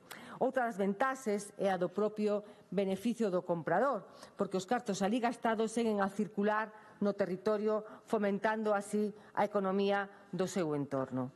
E o comercio local foi un dos sectores, como vostede tamén entende, que se viu agravado pola situación da crise económica derivada da COVID e agudizada pola situación bélica que aínda estamos a vivir. Cando falamos de apoio á economía local, falamos tamén de apoio aos negocios locais, porque, entre outras cuestións, estamos investindo directamente na nosa comunidade. Isto axuda a manter empregos, fortalecer a economía local e fomentar o crecemento a nivel comunitario. As cadeas de suministro local teñen demostrado ser máis resilientes durante a crisis. A priorizar o comercio local, reducimos a nosa dependencia de proveedores afastados e aumentamos a capacidade da nosa comunidade para abastecer as súas propias necesidades. Dende un punto de vista medioambiental, as compras locais teñen un impacto moi positivo, xa que teñen unha pegada de carbono máis baixa, xa que reduce o transporte e, polo tanto, as emisións asociadas coa distribución de produtos de larga distancia. Os comercios locais ofrecen produtos e servicios singulares, mostrando a diversidade e particularidade dun entorno con que contribúen a poñer en valor a identidade territorial. Cando apoiamos o noso comercio, estamos fortalecendo os vínculos e a relación tamén das persoas. Este comercio supón unha parte fundamental na vida das rúas, dos barrios, das vilas e das propias cidades. Os pequenos negocios, combinados con outros servicios, serán, por certo, un desenvolvemento económico e social de gran impacto no territorio. E estamos a falar dun sector que será alrededor de 40.000 postos de traballo, con 20.000 comercios e fai unha aportación ao PIB dun 13%, co 43% de autónomos, sin ningún traballador ao cargo, e un 90% que ten de 0 a 9 traballadores, xerando emprego e riqueza pois moi espallada polo territorio e casi na totalidade dos 313 concellos. Estes datos serán aportados pola Federación de Comercio e entende que vostede está de acordo con eles. Segundo anunciaban, este plan conta con un orzamento de 320 millóns para a realización de 74 accións. Moita literatura, sí, pero pouca concreción, conselleiro, con accións xenéricas e abstractas como impulsar a digitalización, demostracións tecnolóxicas, facturación electrónica. Isto non é toda a tecnoloxía, non? E se falamos da formación, falamos pois de intansibles como incrementar a capacitación realizando un plan formativo a medida das necesidades, impulsar programas como artesanía na escola, que decía vostede, estudar a implantación de novas fórmulas de xestión, pois poderíamos seguir así coas 74 accións. Todas elas recollidas en 3 eixos. O eixe primeiro, competitividade do sector comercial, en 31 acción, dinamización e visibilidade do comercio en 27, e gobernanza e colaboración institucional en 16. E en canto aos indicadores para valorar o resultado, pois se basean basicamente en número de solicitudes concedidas, número de estudos publicados, número de traballos realizados, número de accións realizadas, número de diagnósticos de necesidades realizadas, número de persoas participantes, número de vídeos desenvolvidos, número de visualizacións, número de visitas ao portal do comercio, chegando xa a desfachatez de número de descargas de folletos digitais ou soportes de campaña. Son números, números, números. En iso van a basear o éxito do programa en números, en cantidade, conselleiro, pero non en calidade, sin saber se eses números contribúen a aumentar o número de comercios, o número de empregados, a riqueza, que serán os números, claro que son importantes, pero non van a ter en conta o que estou a referir. E tamén terán como indicador o orzamento executado. Se trata de gastar, pero non de gastar ben. E gastar menos que o ano pasado, pola mingua que tivo o orzamento do ano 25. O que lle decía, señor conselleiro, en resumen, é moita palabrería, pero pouca concreción. E como son en outro orden de cousas, como son de Ourense, non podo deixar de pasar esta intervención sin aludir á praza de abastos número 1 de Ourense. Certo que o representante de Democracia Ourensana non se encontra tamén na sala. O mercado de abastos, vostede decía que constitúen espacios paradigmáticos da cidade. Eu concordo, creo que todos concordamos con isto. E entón, entendemos as socialistas que constitúen unha peza fundamental. E falaba vostede de moitos deles. Agora, ante a última routada do alcalde de Ourense, que racha que a Comisión de Seguimento creada entre a Administración Municipal, a Xunta de Galicia e os Praceiros, se pode provocar de novo a perda da partida orzamentaria consignada por a Xunta de Galicia de 1.200.000 euros. Como xa se perdían 3 millóns de euros de fondos estatais, pois o orzamento, vostede sabe que tamén o Grupo Parlamentario Socialista o pedía nunha iniciativa presentada neste Parlamento, en diversas iniciativas en comisión. Agradecemos, conselleiro, a súa implicación, pero non podemos permitirnos perder un minuto, xa o decía a portavoz municipal, en rolda de prensa. Ningún euro máis con esta instalación pechada como pulmón verde da Alameda, ocupada ademais de levar por diante a administración local e os praceiros e praceiras cara unha batalla xudicial na que ninguén gaña e perde Ourense. As socialistas continuaremos tendendo a man fronte ao bloqueo e estaremos, como sempre, conselleiro, a dispor para axudar e a topar puntos de encontro a través do diálogo e o consenso entre as partes. No obstante, pois agradecemos, conselleiro, que isto se desbloquee cuanto antes. Seguramente seguiremos falando na segunda intervención. Nada máis e gracias. Moitas gracias.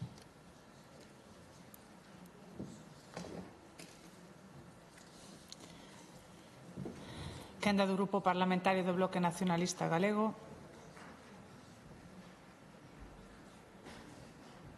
Señora González.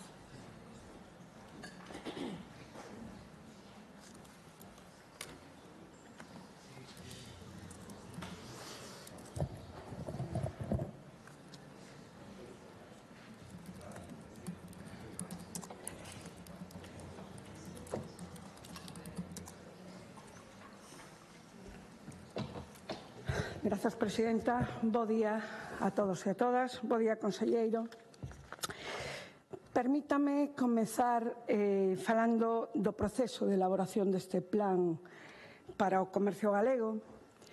Un proceso de elaboración do que vostede fachandeou agora dicindo que se reuniu con todos os axentes implicados e eu permítame dubidalo. Sobre todo porque falta unha das patas que nos consideramos que é fundamental nesas reunións, que son as organizacións sindicais. Este sector ten traballadores e traballadoras que teñen representantes, e eses representantes son as organizacións sindicais que non foron convocadas a esas reunións. E, por outro lado, falaba vostede de que se reuniu coas corporacións municipais. Mire, eu creo que un goberno que ven aquí a fachandear de diálogo con todas as organizacións, cando menos, teria que ter convocado a todas as corporacións municipais e non só os seus concelleiros na oposición, como pasou no caso de Vigo. Cando vimos que na reunión do director xeral co tecido co sector comercial estaban algúns diputados e diputadas deste Parlamento, por suposto non os da oposición, e algúns concelleiros dos concellos da área metropolitana, por suposto, ningún do Partido Socialista nin do Bloque Nacionalista Galego. O diálogo demóstrase camiñando, señor conselleiro. E mire, non era sen tempo que o goberno do Partido Popular acordara poñer en marcha un plan para o comercio galego. Por certo, o BNG trouxemos en varias ocasións ao longo de toda a legislatura pasada a este Parlamento iniciativas instando nese sentido. E sabe vostede que pasou? Que o Partido Popular votou sempre en contra. Son vostedes os do non a calquera proposta que veña da oposición. E vímolo onte con un 5-1, 5 nós do Partido Popular fronte a un non da oposición. Son vostedes o Partido Popular do sí ao espolio dos nosos recursos, do sí ás empresas amigas e do sí ás portas giratorias e os do non aos sectores produtivos galegos, produtivos económicos galegos, o non á sanidade pública e o non aos intereses das galegas e os galegos. Mire, acertan vostedes cando rectifican, conselleiro, e alegrámonos de que rectifiquen, pero é unha lástima que tardaran tanto en rectificar, porque nos últimos 4 anos baixaron a persiana na Galiza máis de 4.000 negocios e máis de 9.000 nos 16 anos de goberno do Partido Popular. Leva vostede un ano na consellería, pero o Partido Popular leva 16 anos gobernando este país. E digo eu que algunha responsabilidade deben ter vostedes que teñen as competencias nesta materia. Botei en falta na súa comparecencia unha valoración dos resultados acadados nos anteriores programas e plans dos que vostede fixo referencia. Resulta moi difícil elaborar un novo plan sin ter un análisis de resultados dos plans anteriores. Que fixemos mal para perder 9.000 negocios en 16 anos? Nunca en este Parlamento hubo unha comparecencia de ningún conselleiro nin de ningún director xeral de comercio para dar resultado desos plans. E, ademais, imos tarde porque este plan ten eivas importantes. Estamos ante un plan que debería ser a folla de ruta para frear a sangría de pequenos comercios, pero que lle falta o que debería ser a primeira medida a adoptar, a redacción dunha nova lei de comercio interior de Galiza que se adapte á realidade actual do sector. Tendo en conta que a actual lei é do ano 2010 e absolutamente nada ten a ver a situación actual do comercio coa de hai 15 anos, compre adaptar a legislación á actualidade. O propio documento recoñece a necesidade de regular algunhas cuestións, como os centros comerciais abertos, o que evidencia aínda máis a necesidade desa nova lei. Tampouco recolle o documento ningunha acción para avanzar na recuperación das competencias na regulación dos períodos de rebaixas e horarios comerciais.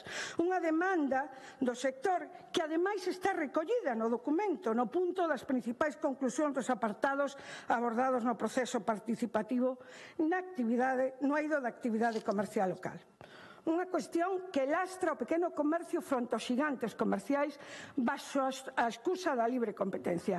Unha situación inxusta para o comercio galego que non pode competir coas grandes en igualdade de condicións.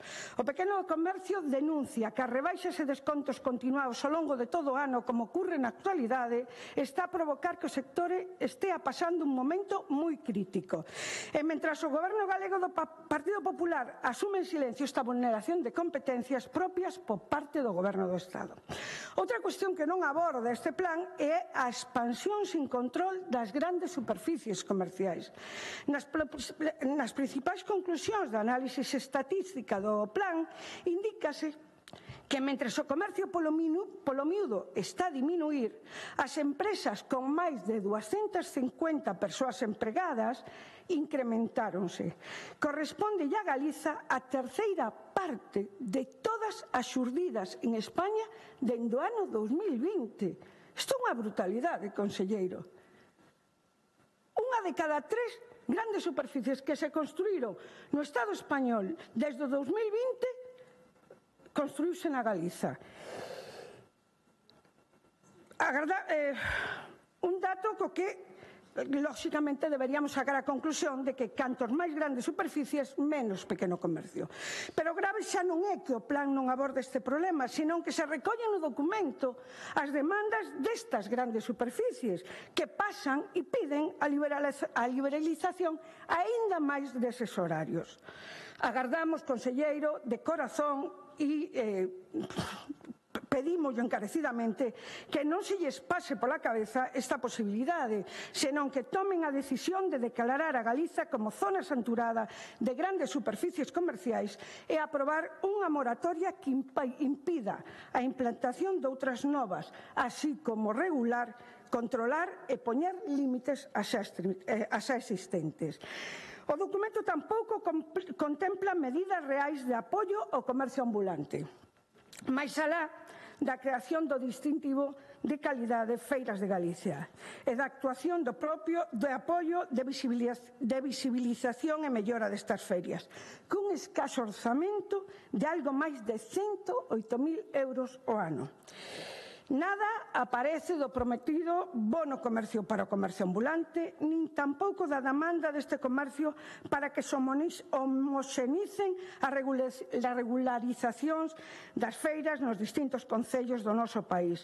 Unha cuestión que lles dificulta moito a súa actividade, xa que cada concello ten distintas normativas e criterios e o Goberno galego ten que consensuar e colaborar cos concellos para igualar as distintas normativas que faciliten o traballo a estes comercios. No referente á artesanía, este plan non contempla ningunha nova acción de apoio ao sector artesanal galego. As que contempla xa están desenvolvéndose na actualidade, conselleiro. Cambiámoslle de nome algunha, pero máis do mesmo.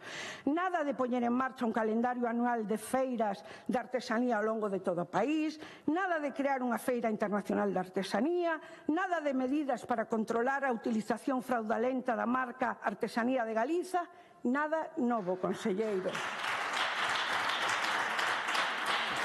E o que, sobre todo, fai ao BNG dubidar de que este plan estratégico do comercio de Galiza vai a cumprir co obxectivo de frear a perda de tecido comercial na Galiza é o seu orzamento, conselleiro.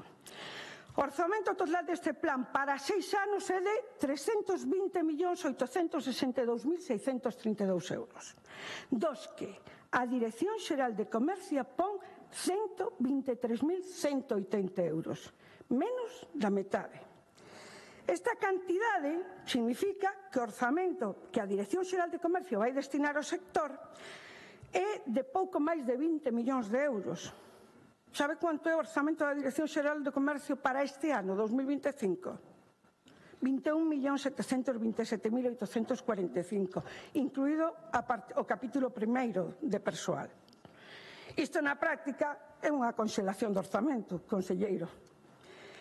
Co agravante que desde o ano 2019 o orzamento da Dirección Xeral de Comercio reduciuse sistemáticamente ano tras ano, o que se traduce nunha perda acumulada de máis de 251 millóns de euros, sin ter en conta a inflación, que xa sabe vostede que un euro de agora non é o mesmo que un euro do ano 2009. 252 millóns de euros que terían servido para paliar segurísimo a grave crisis que atravesa o comercio galego. Conclusións. Estamos ante un plan estratégico para o comercio galego que nace con graves eivas, que non recolle algunhas das accións ou medidas fundamentais para o sector e que, ademais, conta cun orzamento totalmente insuficiente. Ten que rematar. Remato xa, Presidenta. O BNG sentimos que unha ferramenta que, xunto co sector, levamos anos demandando, non vai cubrir todas as necesidades do sector e, como consecuencia, conselleiro, non vai frear a sangría de negocios no noso país. O comercio galego precisa de políticas valentes e decididas que poñan o pequeno comercio no centro, freando os xigantes comerciais e loitando contra a competencia desleal que practican. E precisa dun orzamento suficiente para apuntalar un sector estratégico para a economía e o emprego na Galiza e para manter vivas, tal e como vostede dixo, conselleiro, as rúas dos nosos povos e cidades. Nada máis, moitas gracias. Moitas gracias.